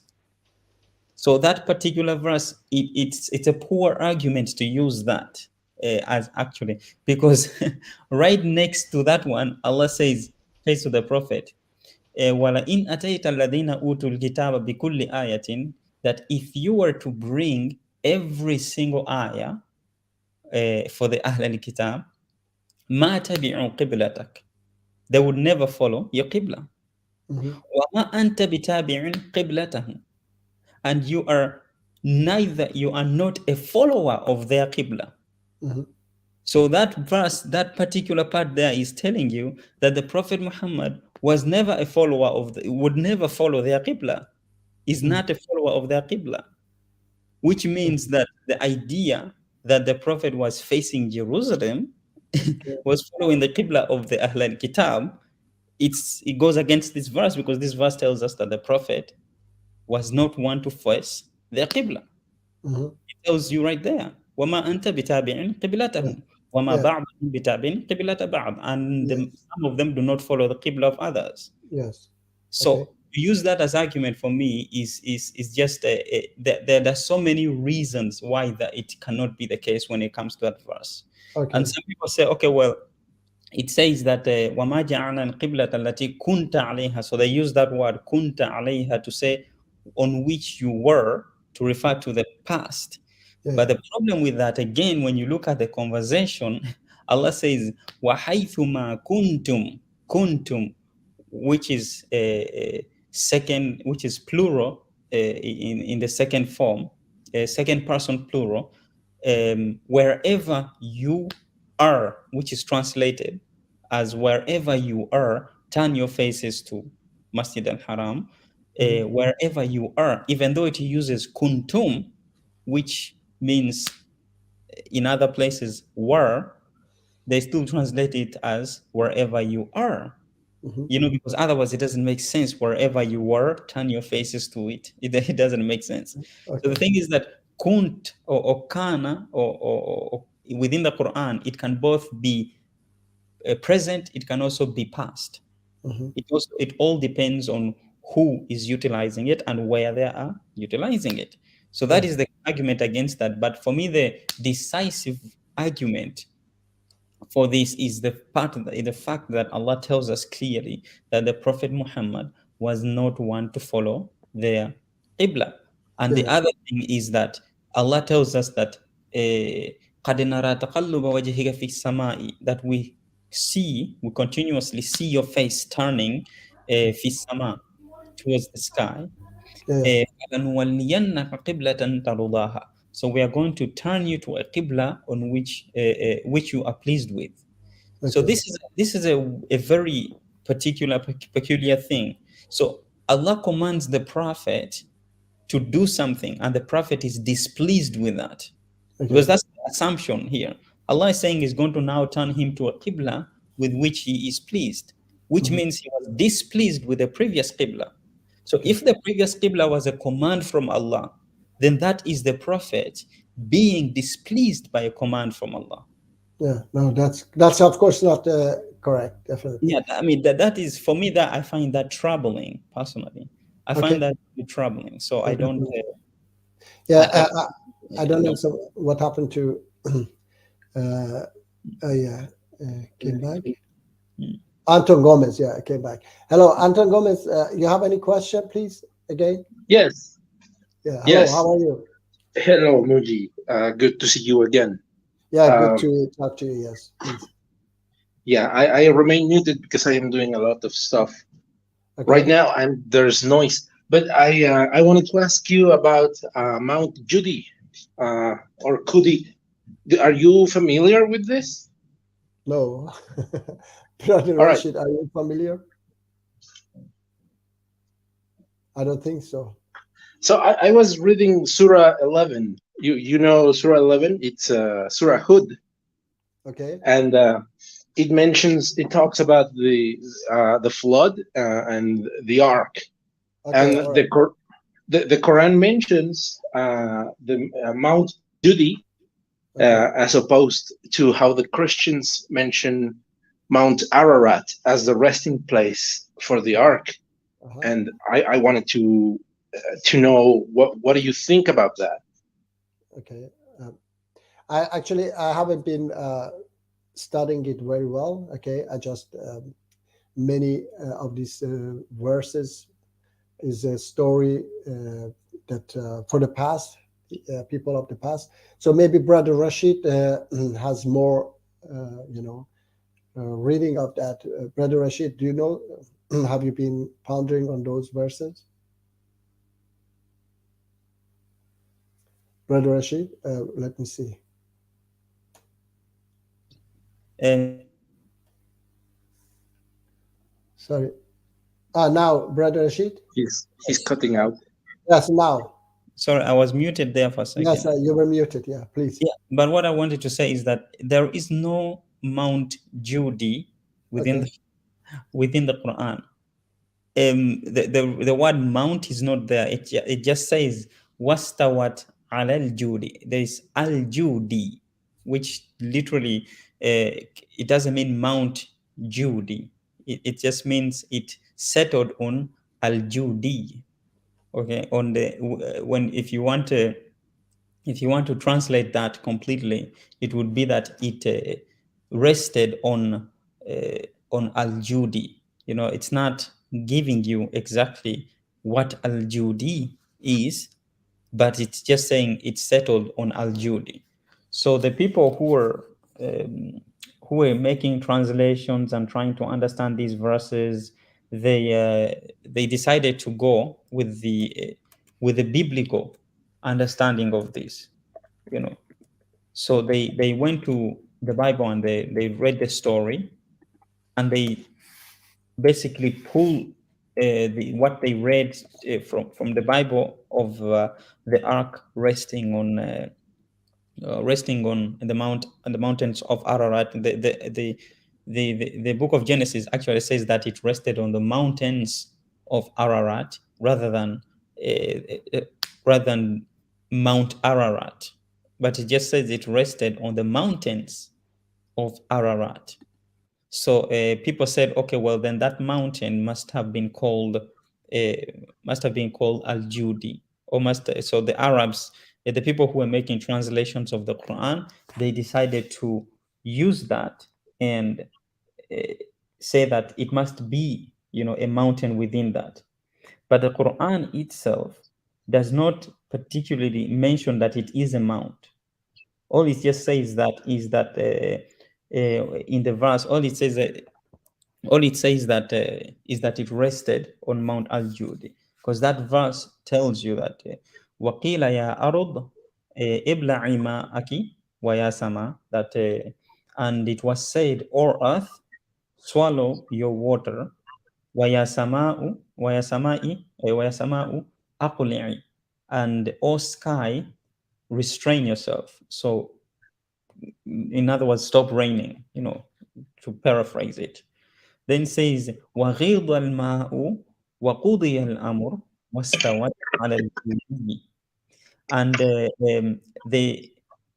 ordeal was concluded, and the mountain istawat. It rose to a wastawat, or it rose on a settlement upon al-Judi. So the people would say that, okay, well, that would mean Al-Judi is a particular mountain. But the word Judi, it comes from, for example, when you say Jayyad in Arabic, it's something that is good or noble. So literally, if you wanted to translate that, you would say it rested on the good or the noble. pretty much, because it carries. So I'm not, I'm not so convinced, but about it being, a particular mountain, because the word does occur even within the Quran in Surah Al-Sad, for example, where it says Safiyat, right? Jihad, right? It talks about the Safiyat, the stallions, the horses that are speedy, that because they were considered to be good and to be healthy and to be virtuous and noble creatures. So they were described as jihad, So al-Judi itself, al-Judi, it comes from that rendering or that rendition. It's something that has been made good, something that has been made noble, something that is made virtuous. So for me, I'm not too convinced by that, but that it has any, any implications in terms of how how or destination of where the mountain is, or whether it is in Turkey or whether it is in another place. I don't see anything like that within the Quran. So when the Bible says that, because you're right, and I think the Bible does mention a range of mountains with I forgot the name, but I think it's with a U, and Mount Ararat is among them. So when the Bible says that, you think the Christians are mistaken about the resting place? Well, I mean, the weird this Or is it possible that one of those is the Yudi? No, I mean it's possible. I guess I mean, it's definitely possible, but there's no way to actually verify it. Because the board it's not there anymore. It has eroded. If such a board existed, then it has eroded over the years. I mean, clearly. So it doesn't, I don't think that it would still exist. There's no way to verify that. They could be right. I like that statement, because there have been a lot of people that have claimed to have found the boat, and I personally find it, untrue, to say the least.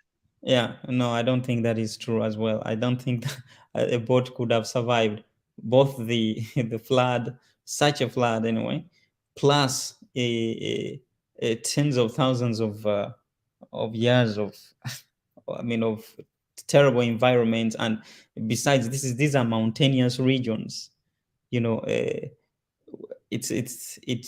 just they are exposed to the heat of the sun.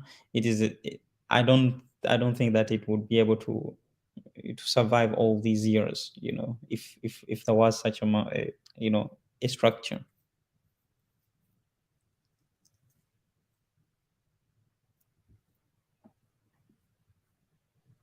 You are muted, Muji. Yeah. No, I just thank you for saying it. Yeah, I say that if there was such a thing, then all news they would talk about it, and we would have heard about it, not just some people say that. Yes.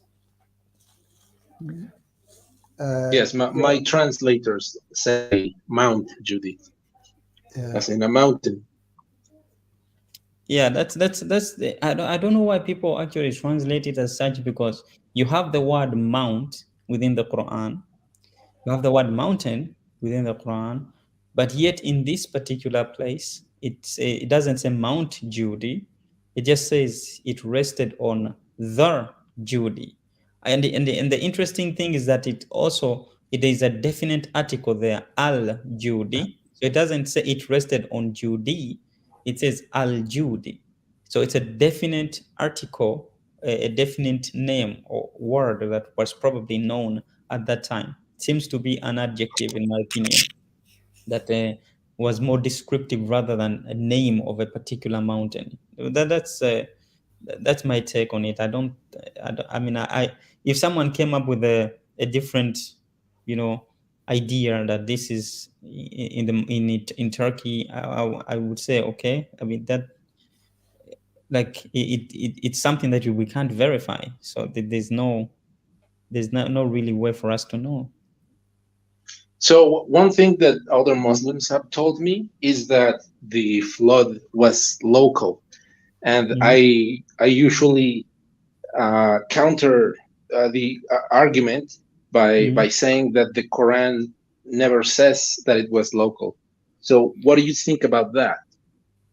Oh, I think it was definitely local. If a flood like that, too, there's no way a flood. It was the entire world. Within the Quran, when it talks about the people who were destroyed, it talks about the people of Nuh, Qawm Nuh. Doesn't talk about the humankind, the human race being destroyed. That's the one thing. It tells us that it was the people of Noah who were destroyed. Always when you read through the Quran, where it talks about the destructions, it talks about the different groups of people, and it never says that it destroyed the entire world, the entire human race, or the entire, biological existence or whatever. It That would talks, be injustice. yeah, it talks about that it was the Qawm Nuh, the people of Nuh, that were destroyed. So for me, definitely it was a local thing. There's nothing indicative within the Quran that would suggest it was global within the Quran. There's nothing like that, and that's why. And also this concept of Noah taking on the different animals, which a lot of people have made jokes about, because the biblical narrative makes it appear as if it is something that is happening globally. So they question the possibility of how Noah was able to gather all the different animals and put them on the boat and also care for them for all the 40 days and whatever, and the different months that he was on the ark. The Bible gives two different accounts as to how long Noah was on the ark. So it's not entirely clear how long he was, But but Rashid, you're kind of wrong though. on what? When we study the size and shape of the boat itself according to the Bible, talk about the cubits and how big it was and how giant it was. It had like 2 floors. Now, if we're going to take your view or the Islamic view that was a local flood, there's no way it could have been a local flood. Because when we go back into the Bible's description of how big the boat was, Noah's Ark, if the intent was to build a boat for a local flood, then the boat would have been made much, much smaller. But based on the intent of its size, whoever was planning on building the boat was not anticipating a local flood, but a world global flood. And that's what the Bible talks about, a world global flood. Now, if you want to discuss a local flood, then it would be erroneous and it would be silly for Noah's Ark to be building a giant boat just for a local flood. In which, now, if you go back into the story, Noah basically, he built the giant boat. It had 2 floors, upstairs and downstairs. It was designed and intended to rescue all of the animals in 2 pairs. Now, if it was a local flood, then what Noah would have done was build it for a local flood and not worry about all of the animals, because they would have survived, because they would have went to higher ground.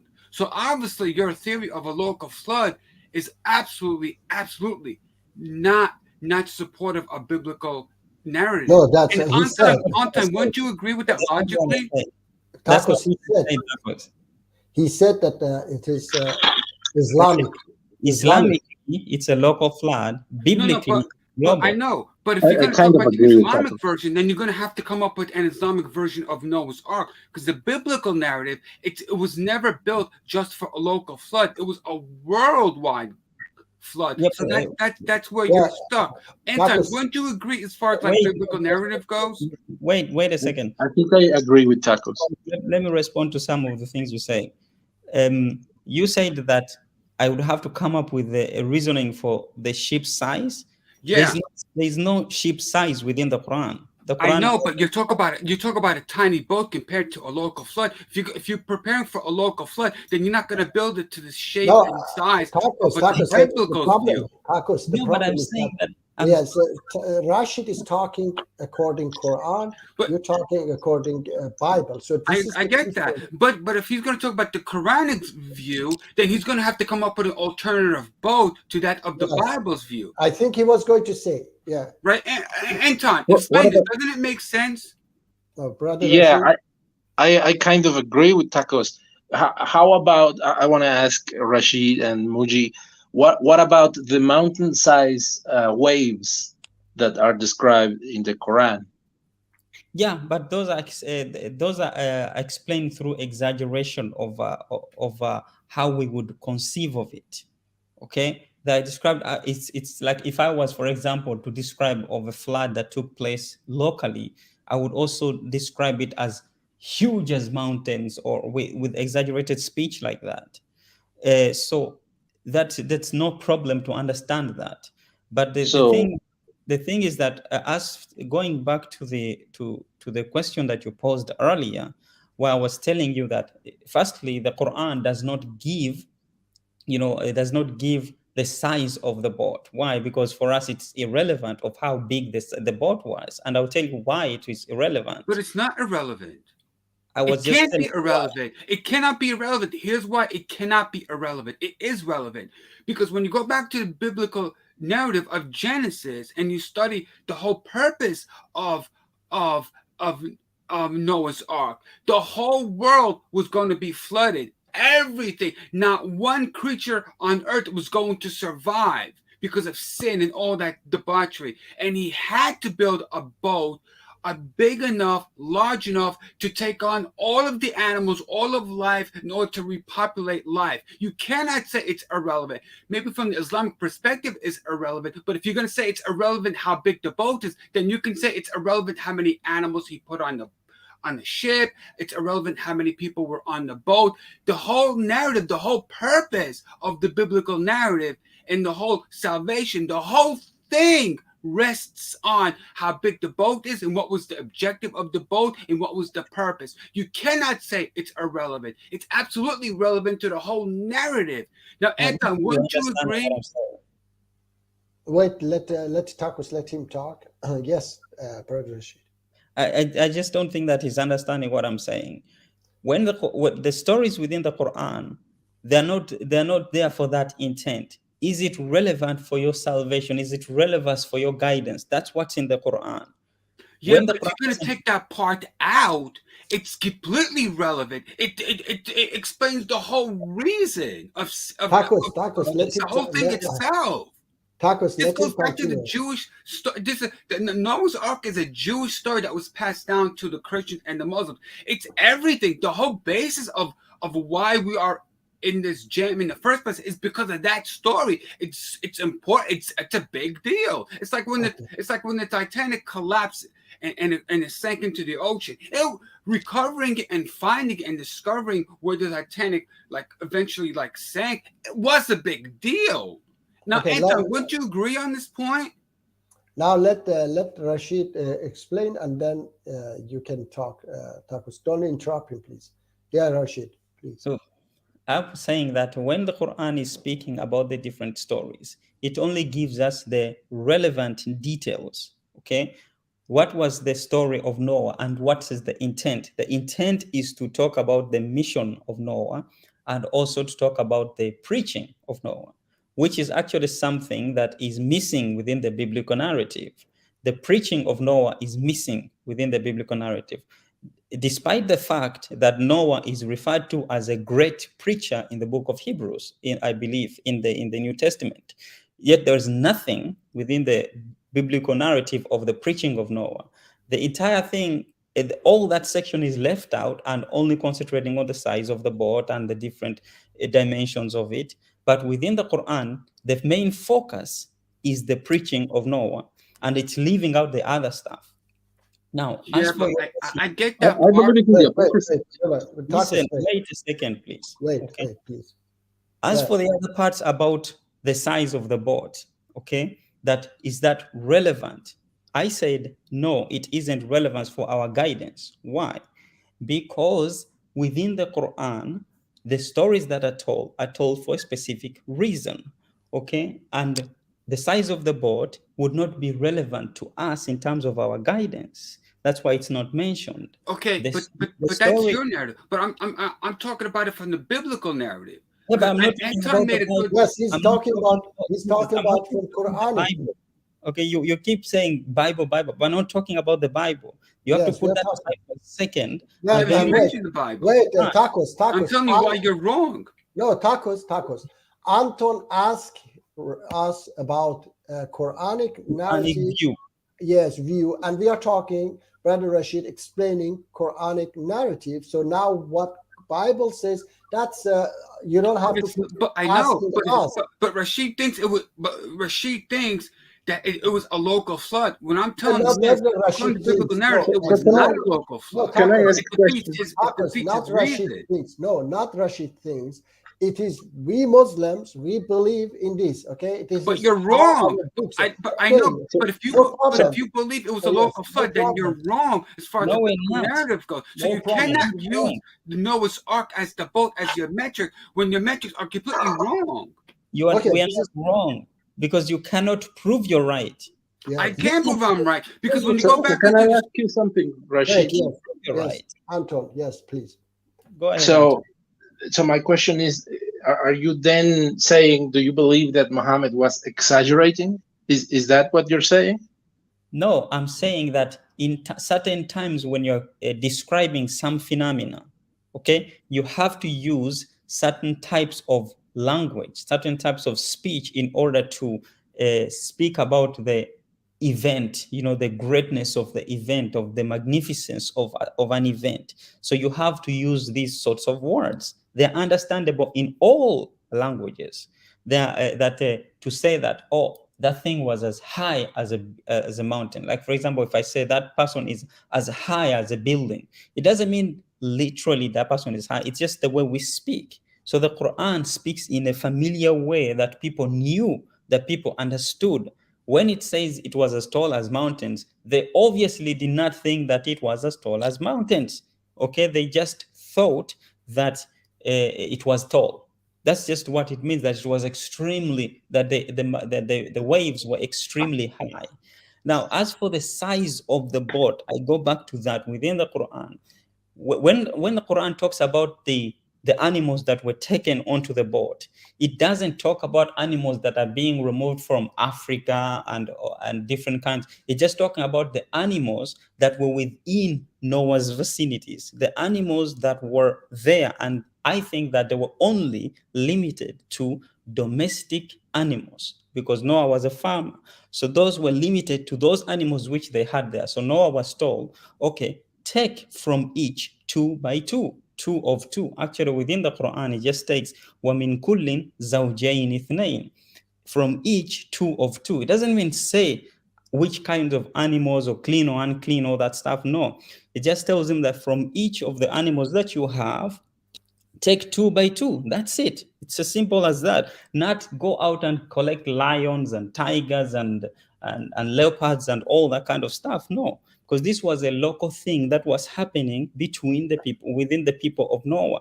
A flood that took place that wiped out almost all the people of Noah. The people of Noah, the size of the boat, we don't care about how big it was.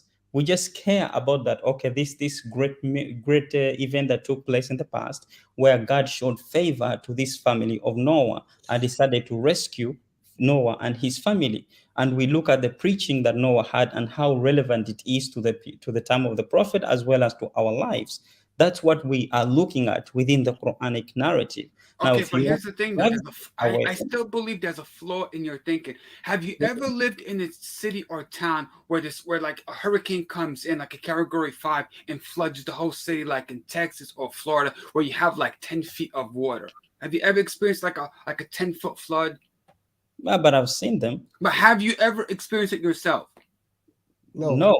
Okay, now here's the thing. Let's say you're right that it was a local flood. Then what would be the point in building a boat and putting those family on it and like bringing in animals? Why couldn't God just tell the animals, listen, animals, like telepathically, head for the hills because I'm going to flood this whole area in like 10 feet of water, head for the hills. Now, when people get word of a flood coming into a town, what do? They prepare and they head for the hills. The only people that end up being drowned in a flood are the idiots that stayed behind and decided they're going to ride out the flood. So your whole narrative is completely flawed. No, It doesn't make The- sense the for it to Quran- be a local flood at all. From the biblical perspective, your logic and thinking is completely flawed. you haven't Well, the presented Quran says that you cannot run for the hills because nobody will be saved. This is when Noah's son was trying to run for a hill. So Yes. the Quran says that doesn't work. Yeah, but it tells him that at the time, yes, it tells him that at the time the people where they were living, you need to understand that this world you couldn't just pick up and leave like today when assume that just as easily as we can pick up and just leave. So you Yeah. believe in the local flood. How far did this local flood extend? Did it extend past North Africa? I don't care how far it spread. Again, why would I care how far it spread? I just care that there was a flood. Yeah,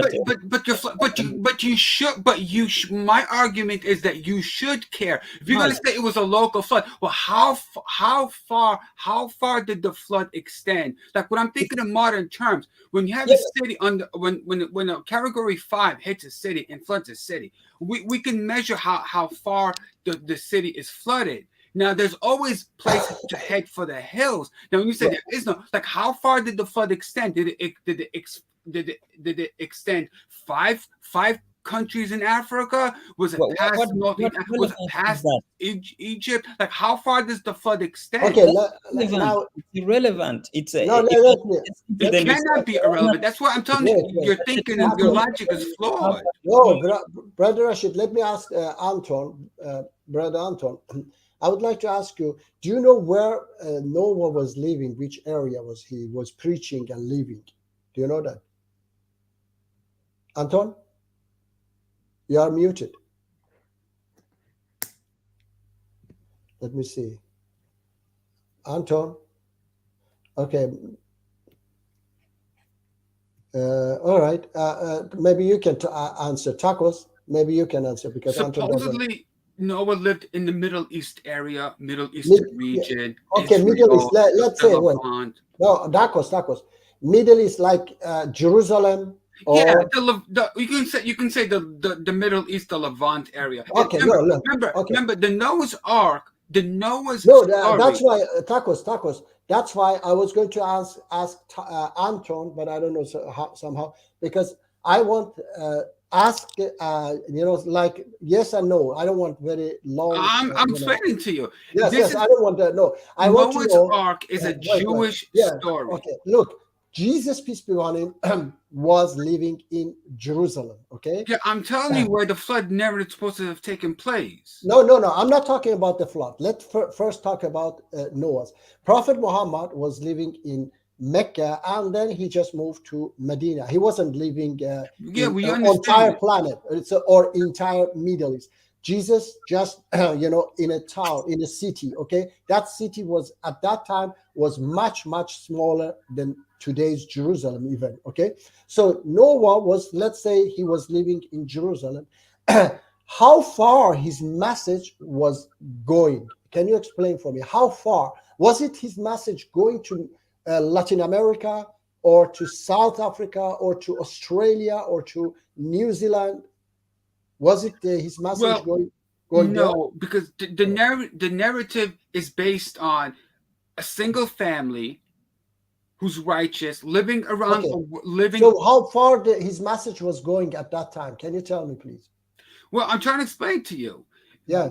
The Noah's Ark story is a Jewish I'm asking, look, Tacos, I'm asking his message. I'm not talking about an ark. I'm asking how far his message could go. You mean virtue? Well, your question is wrong. Let me rephrase it. Because wait. Because in Quran, according to Quran, Allah will not punish those who haven't gotten the message. Okay, those who haven't gotten the message. For example, this is right, this is wrong. For example, even and there is a verse that says that you cannot marry.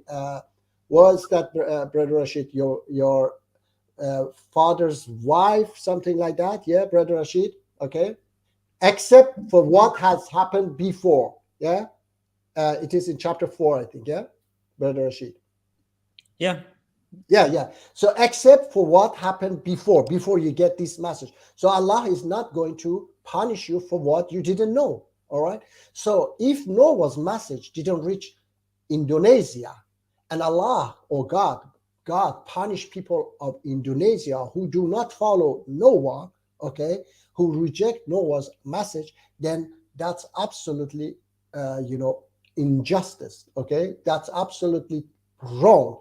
This is not what Allah does. Allah doesn't punish those who haven't gotten the message and those who haven't even understand the message. They got it, but they didn't understand it. Okay, so you have the right to repent. So that's why Allah is not going to punish people of Indonesia because Noah's message is not like today that satellite TV and then everybody see Noah is talking and then everybody reject it. He could just give the message to his local people in that town. That's why I believe that he was punishing people who were hearing his message and were rejecting it and were going against that. And it's not only that, Allah even punished people of Prophet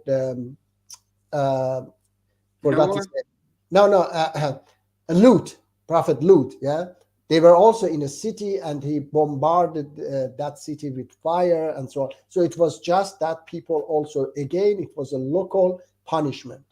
Okay, so this in Quran is just like this. Now, what is in Bible, how is Bible, that's something else, and we do not argue that. Okay. Yeah, I'm just to be clear, I don't believe that there was a literal flood. I think it's a metaphorical story. It's an allegorical story. I don't believe literally that there is a flood, that a flood ever existed. Now, Muji does make some good logical points now, but like from the biblical narrative, those other people, like living in Africa, living in Latin America, living in Mexico, those people didn't exist. The only people that existed was basically Noah and a few handful of people in the area. This was like a Jewish story. The Jewish people that like conglomerated the story and encapsulated knew nothing about the Native Americans, didn't know anything about the Latinos. Those people didn't exist. So yeah, it's a mythological story. It's not a literal flood that didn't exist, in my opinion. But like, if you want to, I understand like Rashid's like arguments that he believes it's a local flood, but like that still doesn't add up to the biblical story. It's as if the authors of like the Quran, who's like compiling the Quran story, didn't really understand the purpose of Noah's story.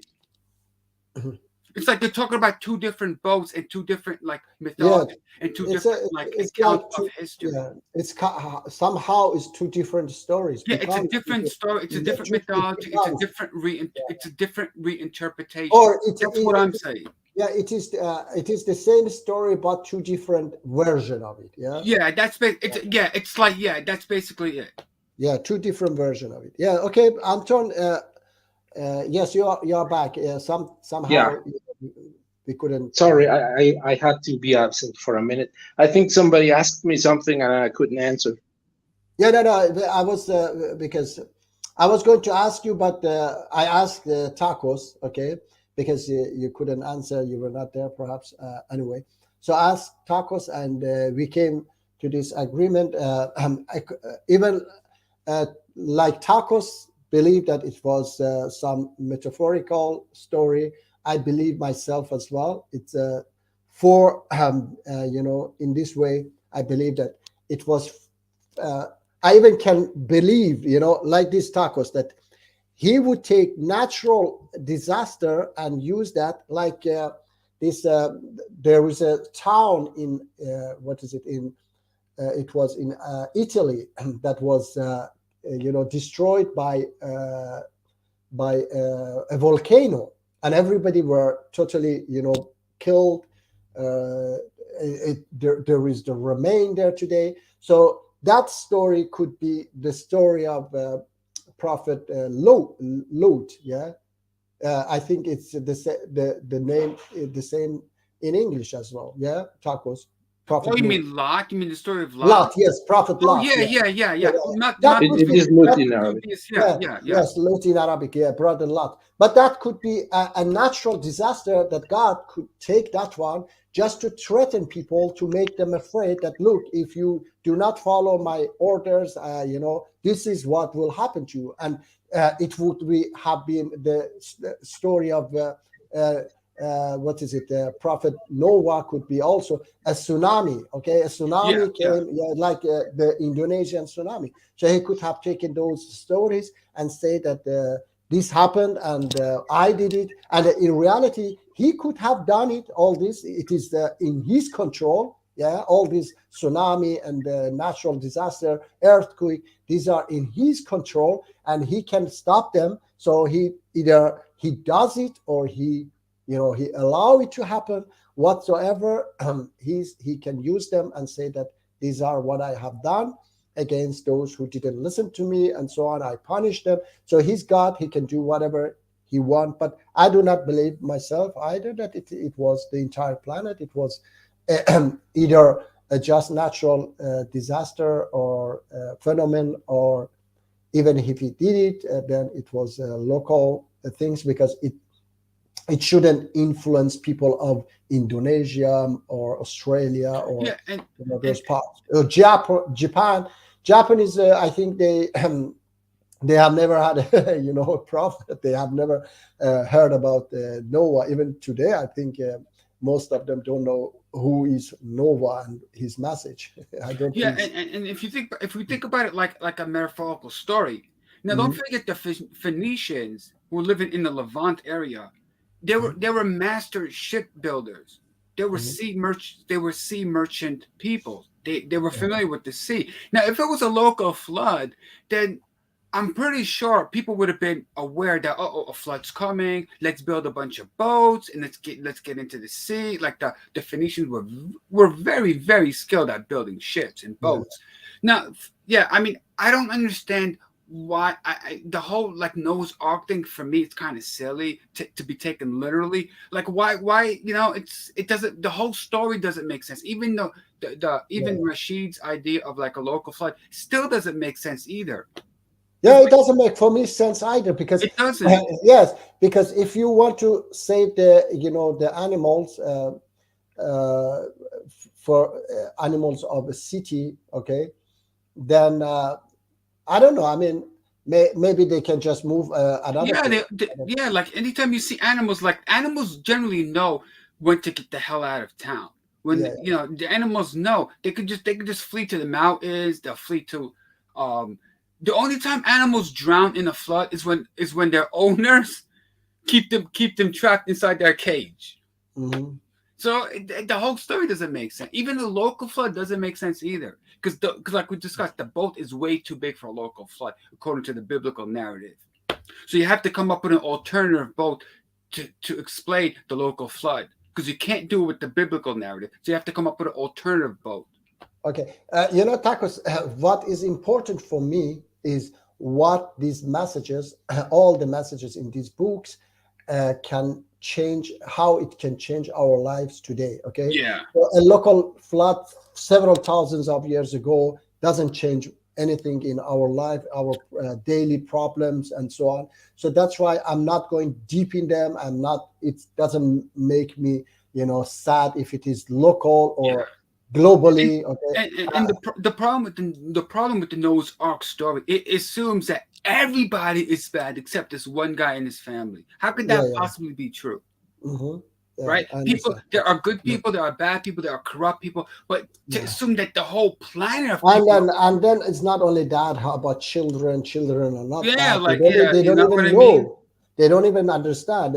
Even they are over 18, they don't understand. So it's a bad story. I mean, the Old Testament is going to drown little children too, but only Noah's children are good.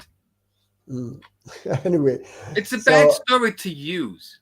No, but I think that it was okay to use that for people of the past, because people Right. of the past didn't understand anything, and the only thing they understood was the threat, these types of threat that, oh, you will be burned in hell and so on, so that they something can change them, make them follow the message. And God didn't want to force them. He didn't want to create them like angels who have no free choice. Okay, God wanted to create us with free choice, free will, and but guide us, teach us, so that we accept it ourselves, not by force or creating us like robots. Okay, so that's why.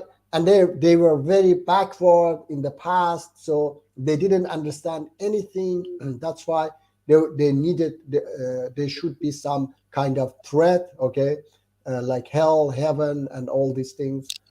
For example, even when Quran is talking about in the heaven you drink wine and such things, I believe that there is no wine there. It's totally different. It's another dimension. He was explaining the way people would understand it. Okay, because or fire of the hell, the way people understood that the fire hurt. Okay, they would know that they would feel the pain.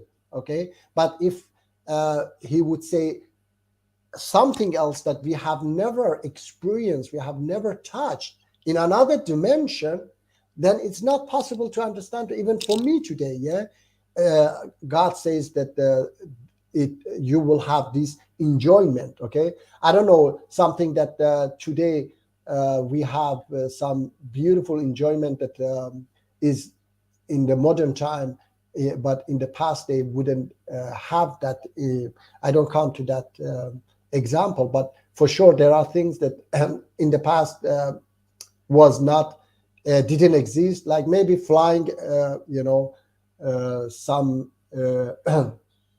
what is it, these types of Airplane? parachuting Oh, or parachute. something like this. Maybe it is very, very nice, very, very, but people of the past, they wouldn't know that you have such enjoyment until they do it themselves. Okay, so these things were for me told to people of the past, so that they because it was touchable for them. Okay, but what's happening other side is absolutely beyond our imagination. We cannot understand it at all.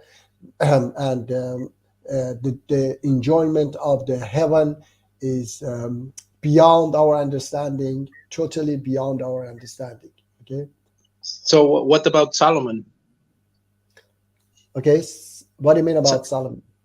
It was he able to fly? Because there's a yeah, I know that. Brother Rashid, what do you think about that? Okay, Brother Rashid is out. I think Solomon flying, and we have like Arabian stories about flying on the carpet. I think the flying and carpets in general, and Muhammad going to heaven on a horse. I think no. Tacos, Muhammad, Prophet Muhammad didn't go on. That's a hadith. Okay, that's not. Yeah, Quran. I understand that, but like that's Quran. It could be like a mythological story. It symbolizes something, but to be taken literally, I don't think it's meant to be taken literally. Okay, I don't believe in that. Hadith about Prophet Muhammad flying the horse. I don't believe in that. But Quran is mentioning about Prophet Solomon that he had supernatural. But that would be possible, of course. God can do such a things, definitely, yes. Brother Rashid, what are you there? Brother Rashid is yes. Yeah, I'm here. Yeah. What do you think about Prophet Sulaiman? Quran says about because Anton asked him about him being flying. I don't see. I don't see anything flying for Prophet Sulaiman. No, Yeah, there is nothing. there's nothing in the Quran about that says that he flies, but there are stories outside of the Quran that But give. but Yes, Allah, outside. Yeah, Wait, but wait, brother, say it. Yes. yeah, let me just say that Yeah, yeah. Allah gave him many natural control over many natural things, like winds, and uh, he talked to animals. Many things Allah gave him power to control them, but he doesn't fly anything like that. He gave control to jinn. He has control over jinn and many things. Allah gave him supernatural power to him. How about, let's say it, brother Rashid, what you was going to say about Suleiman. No, I mean, I said that there was nothing within the Quran about him flying, but there are stories Yes, yes. of him having flown on, Yeah, and exaggerate. stories outside of the Quran. Yeah, How about yeah, Yeah. any supernatural power in the Quran? yeah. The Quran, I mean, to me, no, but the Quran seems to, according to different tafsirs, different interpretations, the way they read those verses is that the Quran is implying that Sulaiman had the ability to converse with with animals, that he had the ability, he had the control over the jinn, the supernatural being, and he had the ability to make things materialize right in front of him due to the help of the jinn, such as, for example, the throne of the queen. Um, so there are there are those interpretations that read like that. I personally don't read them like that. How about what do you read? No, for me, as I told you about my understanding of the gene, it is something absolutely natural. It's something, sorry, it's among the humans. It's Okay, not it's not some supernatural creature. okay, So for me, there's nothing mystical or there's nothing supernatural about the story, except maybe when we read in Surat An-Naml, chapter 27, which talks about Sulaiman and his uh, army being gathered to him, and then he's inspecting the rank of the birds or the group of the birds, and then he's conversing with the hoopoe, sorry, The the hope. bird, yeah, hoopoe, yeah, the bird. And so some have said, okay, well, how can he converse with that? Well, that for me, that is actually not that peculiar, because I know there are certain people within now who mimic sort of like animal sounds, who are capable of mimicking animal sounds to make those sounds and to understand what it is that the bird is desiring in that given moment. Like there's some people who have been able to tap into that. Like, for example, certain times they can know what a dog means when it barks a certain way, what a dog is asking for when it barks with a certain sound, when a cat meows in a certain way. There are certain people who study that and who are able to actually produce a very good result. Uh, so I think that Sulaiman, the Quran doesn't say that he was able to converse with animals, actually. All it says that علمنا منطق الطير, that he says that we have been, that him and Dawood, they were taught منطق الطير, that is the pattern of speech, or logic, something the like mantar is yeah, like logic. Yeah. it's like a mantiq. No, mantiqa means like, for example, pattern of speech, of how the pattern of communication. So the pattern of communication of birds, that's what they were taught. So they were able to. So for me, I understand that as he was able to mimic like the pattern of communication when it comes to certain birds. You mean like animal trainers?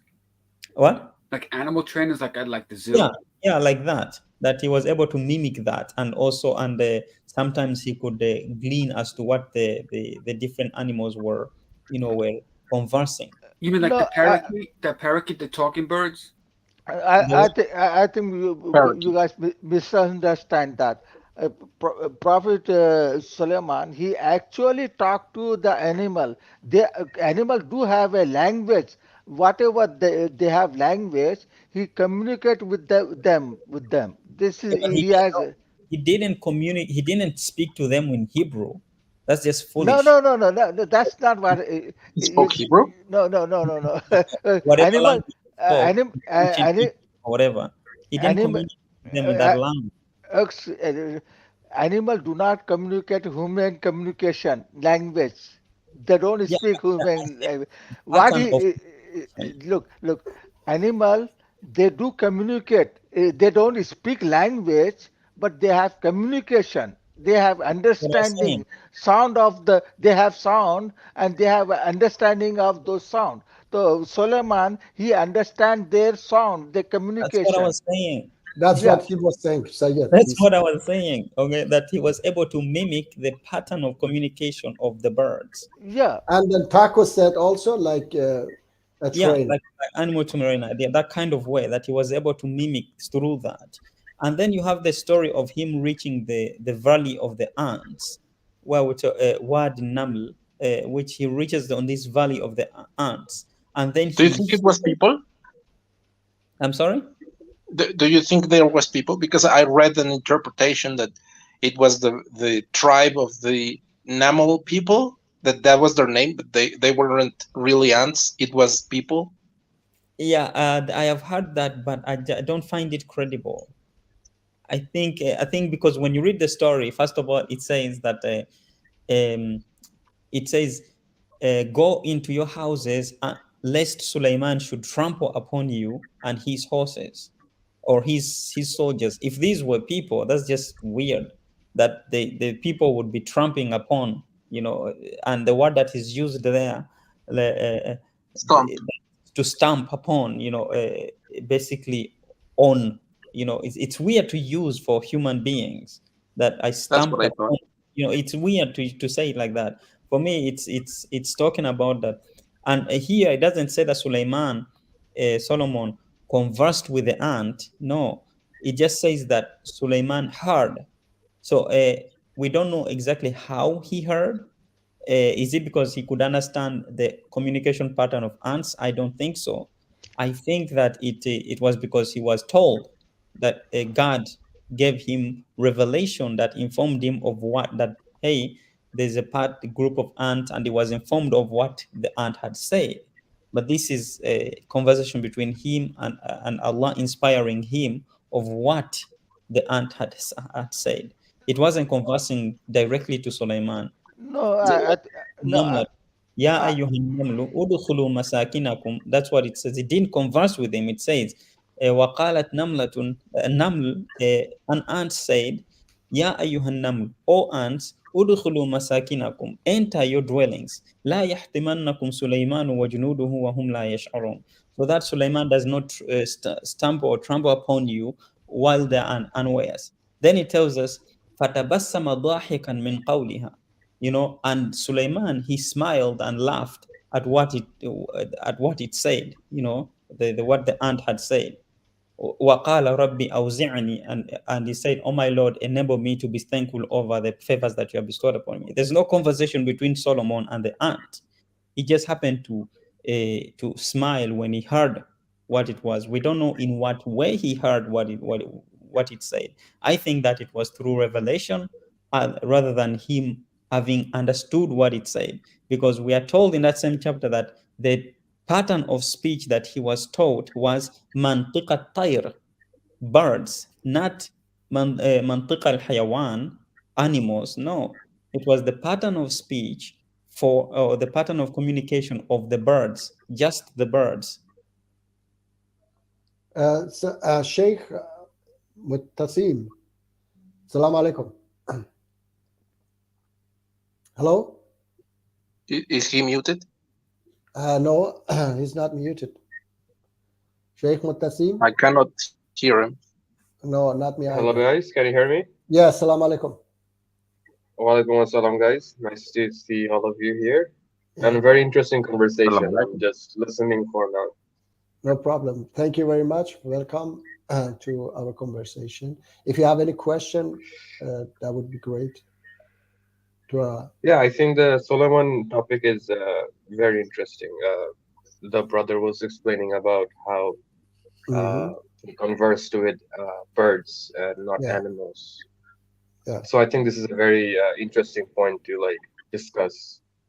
So I'll just let the brother speak and I'll listen, and I have some questions. No problem. No problem. If you get any question, please ask.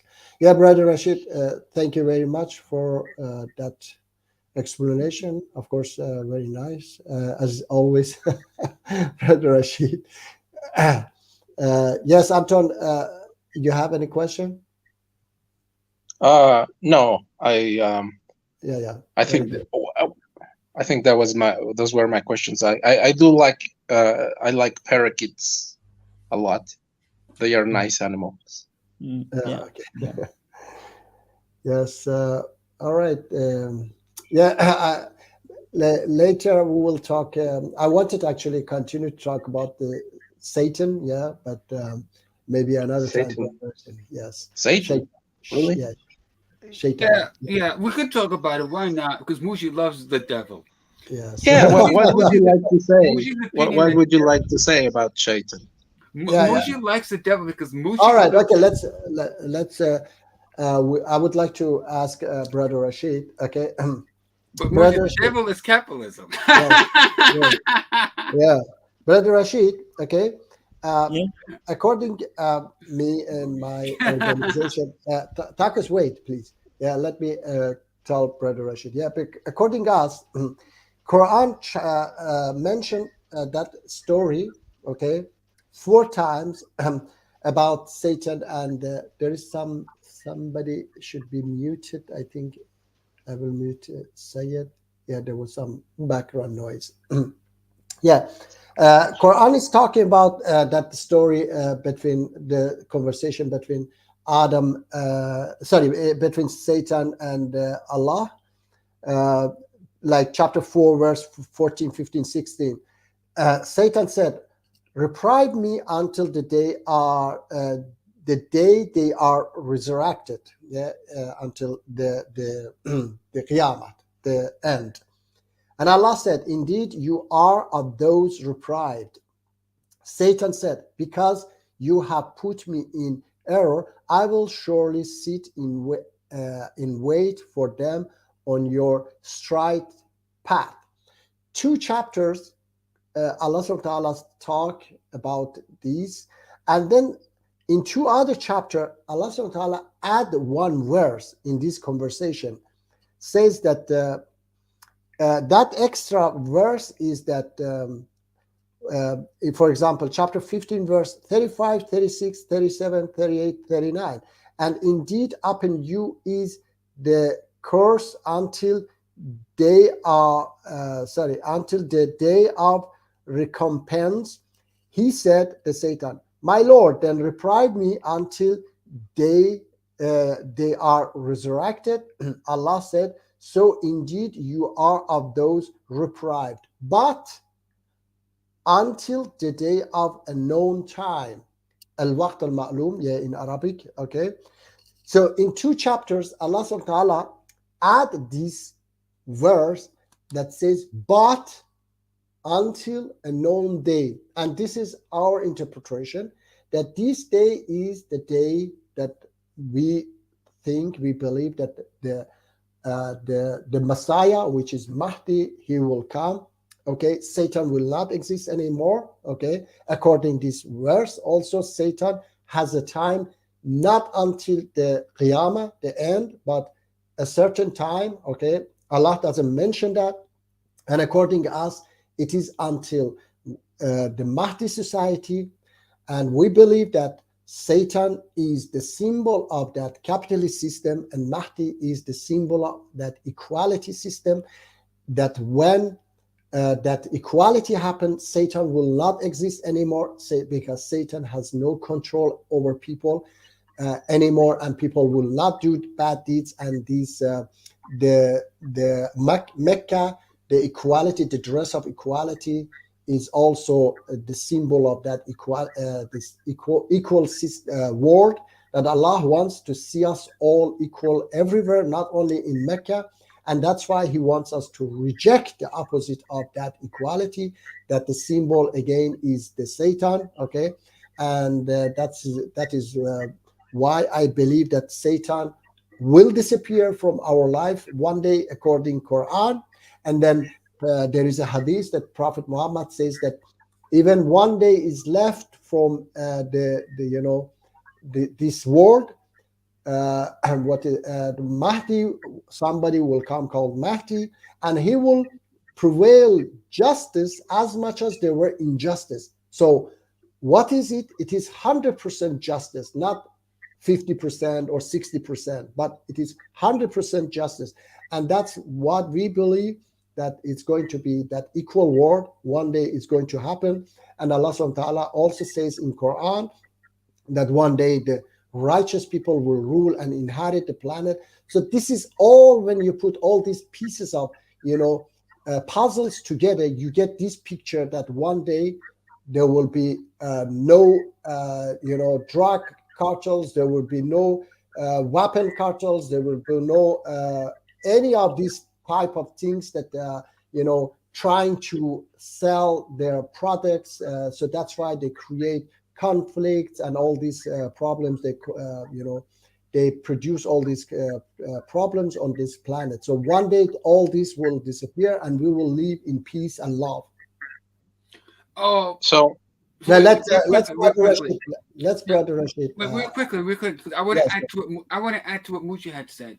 Yes. Muji, it sounds like what you're talking about, like Book of Revelation stuff. Have you ever considered like studying the Book of Revelations? Because a lot of the stuff that you said is straight out of the Book of Revelation. I know that I was meeting church just a few days ago, and they I've been talking to Christians as well. They also believe in such a thing. So I know that these type of ideas and beliefs is in Abrahamic religion. Okay. Yeah, but I think for you, because like you're into this stuff. Like the beast system, the devil is this, he's capital. I learned all this. It's not just me. I said. I know, but I know. I'm saying because you love this topic. It might be good. It might be interesting for you to study it more. Yeah, but I know that this from Islam and Quran. I would like to know, Brother Rashid, thought about all these things that I put from Hadith, from Quran, verses of Quran. All I put all together, that one day, Satan will disappear according Quran, that Allah subhanahu wa ta'ala told him that you will have time until a known time, okay, not until Qiyamah, okay, that he asked, Satan requested. So Allah rejected his how do you say, his request, okay? So he rejected his request that he will have time until Qiyamah. So he gives him a certain time. And I give always this example that if you believe that the time they were talking is 0, the time of creation is 0, then Qiyamah is 100.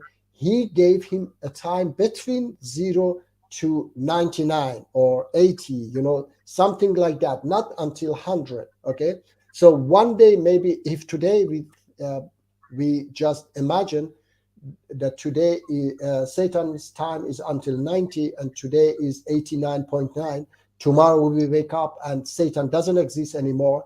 Does it mean that we will not do bad deeds? No, we will do bad deeds, as long as this system exists, because those weapon cartels, they still create, produce weapons tomorrow. Even if Satan doesn't exist, those drug cartels, they still produce drugs because they want to become richer and richer. So I believe that even if Satan disappear, we will do bad deeds. But if capitalism disappear and Satan exists, okay, if Satan is that creature, that entity, if capitalism disappear and Satan exists, that Satan whisper in my head and say, go and steal that diamond in Brother Rashid's house, which costs $0, then I would tell him that, are you crazy? But today he can fool me. He can say that it costs $20 million. And of course, not me. We just say like that. But millions of people would love to go. And if it is $20 million, we would love to go there. Even if they require to kill Brother Rashid, they will do that to steal that diamond. But If it is just a piece of stone and it costs nothing, believe me, nobody will do that. Okay, nobody will go and listen to Satan and whatsoever. So, Brother Rashid, what do you think about that? Yeah, I agree with you on the part about the Quran, that that Shaitan is not giving reprieve, is not reprieved until the day of judgment, but it is until a known term. That known term we don't know, so it's possible here that Allah is not meaning that it's until the day of judgment, but rather until a term that Allah has Himself decided. So if Allah at one time decides that Shaitan is no longer, is no longer necessary or whatever, or that he's not going to have that influence, then Allah would just cut that influence off. So I do agree with you on that one. As for the other part about the stuff that comes outside of the Quran, I do agree with Taco that it does come from the book of Revelation, because much of actually what we know about this Messianic age is taken from the biblical narratives, and it was, of course, spread, throughout Islamic history. Brother Rashid, let me first, before you continue, tell you that not that I believe that Mahdi will come. I just believe that this is also a message, okay, that there is a way out, okay. It doesn't necessarily mean that Mahdi, somebody, God sent a Superman and then save people. No, we are Mahdi. Mahdi is Brother Rashid. Mahdi is me. Mahdi is anybody who can save people, okay. That's Mahdi, okay. So Mahdi is not somebody who get some supernatural power from God and comes and so this is what I'm saying. I say that these stories exist, okay, and that even there are hadiths there in Islam, that we believe also that one day there is a way out. There is a society will come where nobody do bad deeds, everybody love one another. It is absolutely justice, okay? Absolute justice, not just 2% or 5% or 10%, all right? So there will be such a society, according Quran also, that one day the righteous people will rule and inherit the planet, okay? Which means there will be no injustice anymore, okay? Because oppressed will rule and inherit the planet. It doesn't mean that there will be new oppressors and new oppressed, okay. So it means that they will disappear. All these oppressed and oppressor will disappear, will be just one class, equality. So these are all, when you put them together, all right, that's when I get, and my organization, we get this picture that one day we will get rid of this satanic system, okay, and we will live equally and we will love one another, no bad deeds happen. That's when the Satan will not exist anymore. Yeah, Brother Rashid, please. Yeah, I mean, that part I'm unsure of, but the other the part about Shaitan, because it is Quranically based, okay, so I can't exactly refute that or say that that's not true. No, because it is. You are correct on that part. I'm saying metaphorical. I say it is metaphorical. I'm not saying it's not true. And I'm speaking in that. I'm speaking in the same, the same understanding you're having. Yeah. That Shaitan at one point would not exist. Metaphorical, not metaphorical, whatever.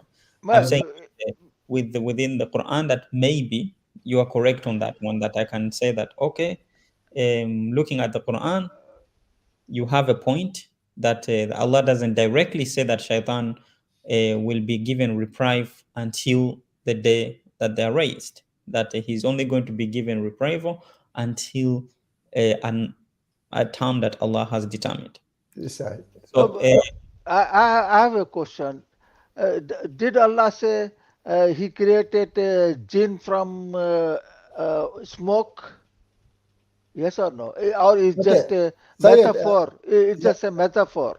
Yeah, Syed, we are talking about the time that Allah subhanahu wa ta'ala is talking about, the time that He's giving to the Satan, the time on this planet. Okay, that is fooling us and so on. So how he was created, for me, all of them are metaphorical. They are all stories. Okay, just a message for me. They are just a message. All right, and to warn us from a source. A power, okay, something that guide us to bad deeds. All right, now what is that something? Okay, that's for me it is, and me and my organization, okay, for us this is symbolic, okay, and that's why yes. Muji, Wait, let say it. Yes, who okay. was? Yes, Yeah, Anton, go I ahead, wanted. Anton. Anton, Yeah, you were yes. yes, Muji. Why do you think that Allah gave Shaitan this time? Why do you think that was the case instead of just eliminating him No, okay. immediately? Yes. This is also a good question. That's why I say that Satan is the system that we created. Okay, he just talked to us about a source. This is a message. Okay, that's why even in Mecca, when we go and stone Satan, it is also kind of symbolic. Okay, so Satan was a symbolic. Allah was trying to warn us from a system, something that guide us to bad deeds. And Allah says in Quran, Satan spread poverty among you and lead you to immorality. Okay, so Satan is the one who spread poverty among us. Poverty is opposite to wealth. Okay, and wealth and poverty is the creation of this system, which we call it again capitalism. Okay, somebody gathered the capital, and a lot of people become poor. So this system is spreading poverty among us. If this system doesn't exist, then poverty will disappear, and in that case, Satan will be powerless.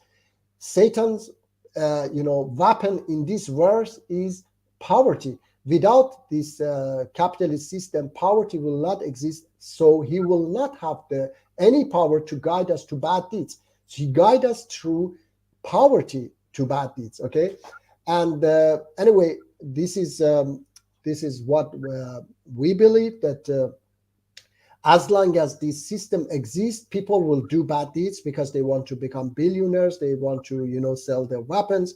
And Satan exists or doesn't exist as that angel or jinn or whatever. Okay, Satan exists or doesn't exist. If capitalism doesn't exist, then Satan cannot fool us, okay? Because he cannot tell to farmers of Afghanistan, go and produce opium instead potatoes and tomatoes, because opium gives you hundreds of dollars per kilo, but tomatoes and potatoes gives you 10 cents if you can sell it even, okay? So Satan guide this system, guide them in reality. Okay, it's not a Satan. In my home country 43 years ago, all bad deeds happens, but because a small satanic system took the power, the bad deeds increased 1,000 times. It doesn't mean that Satan became more powerful in Iran and whispering more in the head of the people. No, a system spread poverty among the people. $1 43 years ago was 7 Iranian tuman. Now it's 37,000 tuman.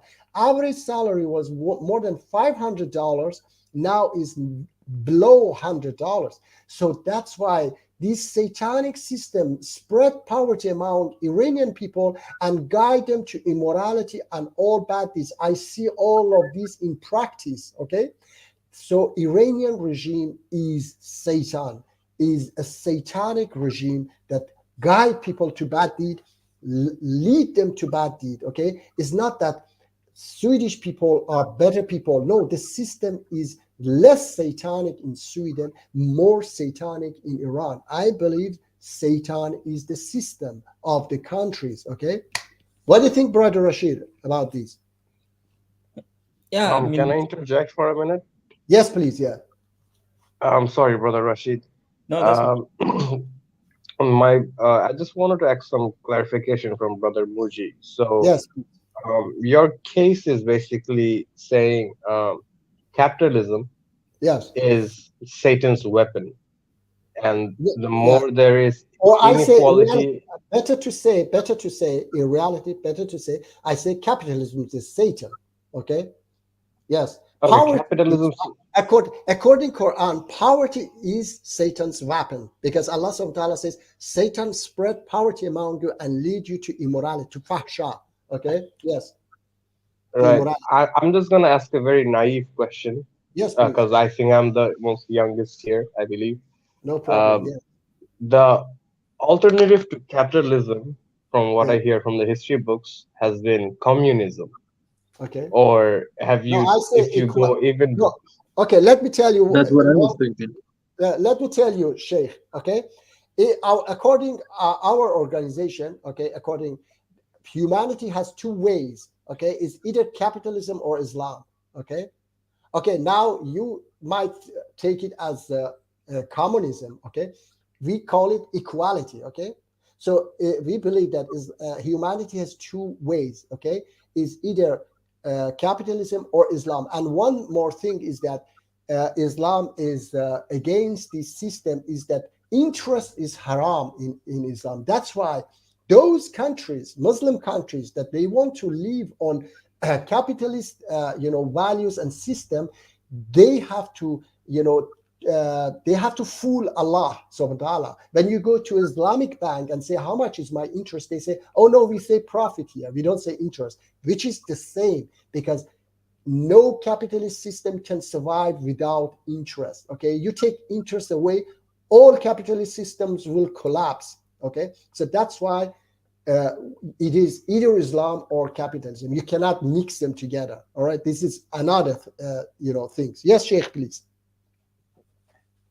yes, Sheikh? I think you put this in a very nice point, that you just rejected the idea of communism, where Okay. this capitalistic inequality, this income inequality doesn't exist. So Satan does not have a scope to create more division among communities. Exactly. So I would ask you that if you look at the countries that are mostly equal in terms of income, Like Sweden. would you say that would you say that Satan is less powerful in those societies? Exactly, my brother Sheikh. This is one of my examples. Farmers of Sweden, despite many of them are atheists, okay, they don't produce a single gram of any sort of drugs, while Muslim, farmers of Afghanistan, they produce 90% of the world opium, not because Satan will whisper in their head, but not in farmers of Sweden. No, because their poverty is more, the satanic system has spread poverty among them, so they need to sell, drugs in order to survive, because if they produce tomatoes and potatoes, they might not be able to sell them. Even if they sell it, it's 10 cents maybe per kilo, but opiums is hundreds of dollars, and they 100% sell it. It's absolutely unquestionable that they cannot sell it. But tomatoes and potatoes, they can get bad and they cannot sell it, and so on. So that's why these guide them to produce opium instead, potatoes and tomatoes. But while in Sweden, the farmers, they don't need that. They are, supported by the government. The government here, they get taxes from import products and give it to the farmers. For example, they buy potatoes from the farmers, maybe $5 per kilo, for example. I just say example, but they sell it in the They market. are not Islamic. Sorry? However, they are not Islamic. However, no, I'm just that this is my point, that in reality here is more Islamic than many Islamic countries. So what I was saying is that here, then the government take that tax, give it to the farmer, buy them potato per $5 per kilo, and sell it to the market maybe 50 cents per kilo, just to support the farmers, so that they continue. So it is the systems that are satanic, not that there is an entity that talks to farmers of Afghanistan, or after 40, it is just the same nation, but 43 years ago was totally different, much better. People were much better. Crimes were 1,000 times less than today, because another, the worst satanic system took the power and spread poverty among the people and led them to all bad deeds. So this is very obvious and very clear for me that Satan is not an entity, is the system. Okay, and the more these classes come together, like in Sweden, the less crimes we have. Okay, the crimes will become less if the classes are closer. So if we bring the classes totally close, then all these bad deeds will disappear, because there will be no any reasons why people should produce cigarettes and kill 5 million people on the planet every year. There will be no reason why people should produce drugs and sell it and kill millions of people, or alcohol, or they produce weapons. Now we see trillions of dollars they spend on weapons because they want to become richer and richer. China, USA, Russia, and all these countries. Brother Sheikh, do you understand or do you agree with me? Yes, I agree with you. I think I have another example in my head, like Dubai. Yes. Yeah. In Dubai, most of the people are rich. Okay. And when I visited Dubai, I see people leaving their car keys inside the car and just going home and like going shopping. Okay. And nobody even touches the car. The crime rate is basically nothing. Okay, So I let me think, tell you, I was living, let me tell you, when you said this, I was living in Dubai 7 years, okay?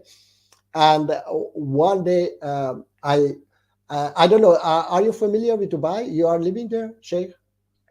no, I've been a few times there. All right, I don't know My if you friends, remember, yes. if you remember Ibn Battuta Mall. Anyway, so I went, we had a child, our first child, so I went to the store. I parked my car in the parking, and I opened the door. I came and took the stroller down. We put the child, me and my wife, and we just drove towards the mall. We were in the mall, and the driver door was totally open, and we were there. It was an outdoor, parking as well. And we were kind of 1.5 hours in the mall. When I came back, I saw from far, oh my God, somebody has been, has opened my car door. And then I thought that somebody has been robbed my car. And then when I came a little bit closer, I remember, I didn't maybe close the door. So I came, nobody even closed the door, Brother Sheikh. Nobody even took, anything from the car in 1.5 hours. It was very safe, yes. Yes, I think the point that you made about Sweden is like when the class differences are very minimal, there's no reason for me to go and steal Yeah, your of course. property because I have the same property. Exactly. Right. But that's why I say that we need to live in a world where everything is, free. Everything is in the store. You can go and take it. So there will be no reason that you go and steal. Okay. The word stealing will disappear. Okay. Brother, what is it? Brother Rashid went, and I I can't think see. we left Brother Rashid. Yes. I think I interjected too much. No problem. No, and Brother Sayed, it was nice, Brother Sheikh, from you to be here and ask question. Brother Rashid as well. Thank you very much to be here. Brother Anton, I think because we are now on the 3 hours, and I like to make it short. Usually, not go beyond 3 hours so that people will watch it. I would love to see you next week again and talk more about different subject. The subject of Satan as well would be great. We could continue and talk about if it is okay for you, everybody. If you don't have any more questions, Brother Anton, Brother Sheikh. I think it's a very nice topic. I think we should also like sort of have an understanding about what the Bible says about Satan and Okay. like the fallen angel, the Lucifer, things like this, like what are the characteristics of Satan in that version of the religion, and we can have a sort of like a comparative uh, discussion about how someone views Satan or the Well, works of the devil. yeah, that is a good thing. We can say something about it really quickly. According to the Old Testament, Book of Job, Satan is God's agent. He could only tempt people into sin with God's approval. He doesn't have free range. He can't tempt whomever he wants. It's he could only tempt people according to God's will. So essentially, from the Jewish perspective, Satan is just God's angel. He's not at war with God. Now what Moshe's talking about, God is the devil has free range. That's more of a Christian narrative, which like the Muslims kind of like piggybacked on. But if you want to like really talk about the origin of the devil, you got to go back to Book of Job in the Old Testament, where even till this day, according to Judaism, the devil or Satan is only God's agent. He only does God's will. If God says, "Yeah, I authorize you to tempt this person," yeah. Now, according to the Old Testament, the devil, Satan, he could not do anything to Job unless God said yes. So he's God's agent. He's not his enemy. Yeah, all I right. think. Yeah, Can I just finish? Just Yes, please, want to yes. give a last point. Yeah, And please. Reverend Tacos, I think, has made a point that I heard before, is that Satan is God's agent and he's acting as a filter to filter for who's the most pious or like devoted to God and who's not. So Satan just is sort of like a doorman that, all right, you are allowed to go to heaven and you are not because of your sins. So I think I resonate to this idea that Satan acts as an agent, more like a filter, that he's testing the people who are deserving of heaven, and he's also tempting the people who might not go to heaven and like goes to hell, something like this. So this idea resonated with me. So that's all I So wanted to we say. can, we can talk more about that next week. So Inshallah. yes, inshallah. I appreciate it very much, my brother Sheikh, brother Anton, brother Tacos, for being here. Please join me next week as well. Okay, as you know, every Saturdays, 7 p.m. Central European Time. Really quickly. Yes, I'm yes. sorry for interrupting, but like No as problem. far as like the biblical narrative, like the Sheikh is talking about, it has nothing to do with a system, has nothing to do with capitalism. I know, I Marxism. understand. Yes, definitely. Basically, his job is to test your faith. That's it. Yes. And basically, what it came down to in the Book of Job is that, well, God, the devil is saying, well, God, how do you know Job loves you? You've blessed him. He's got all these wonderful blessings. How do you know he's appreciative? And then had this better. Well, okay, go out and test him, and let's test his faith. It was basically a test of faith. It has nothing. It's his job.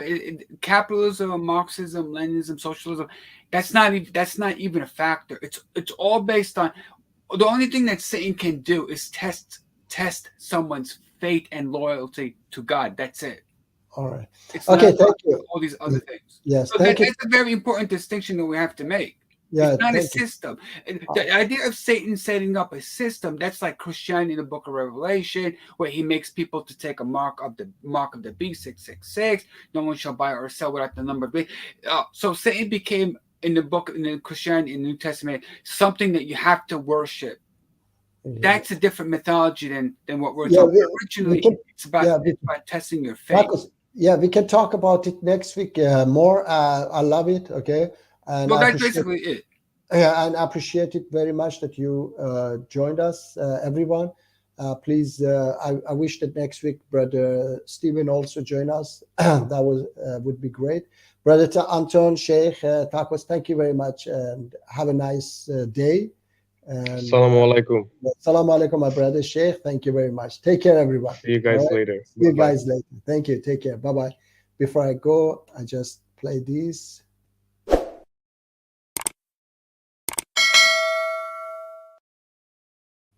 All right. Thank you very much, everybody. Take care. See you next week. Bye.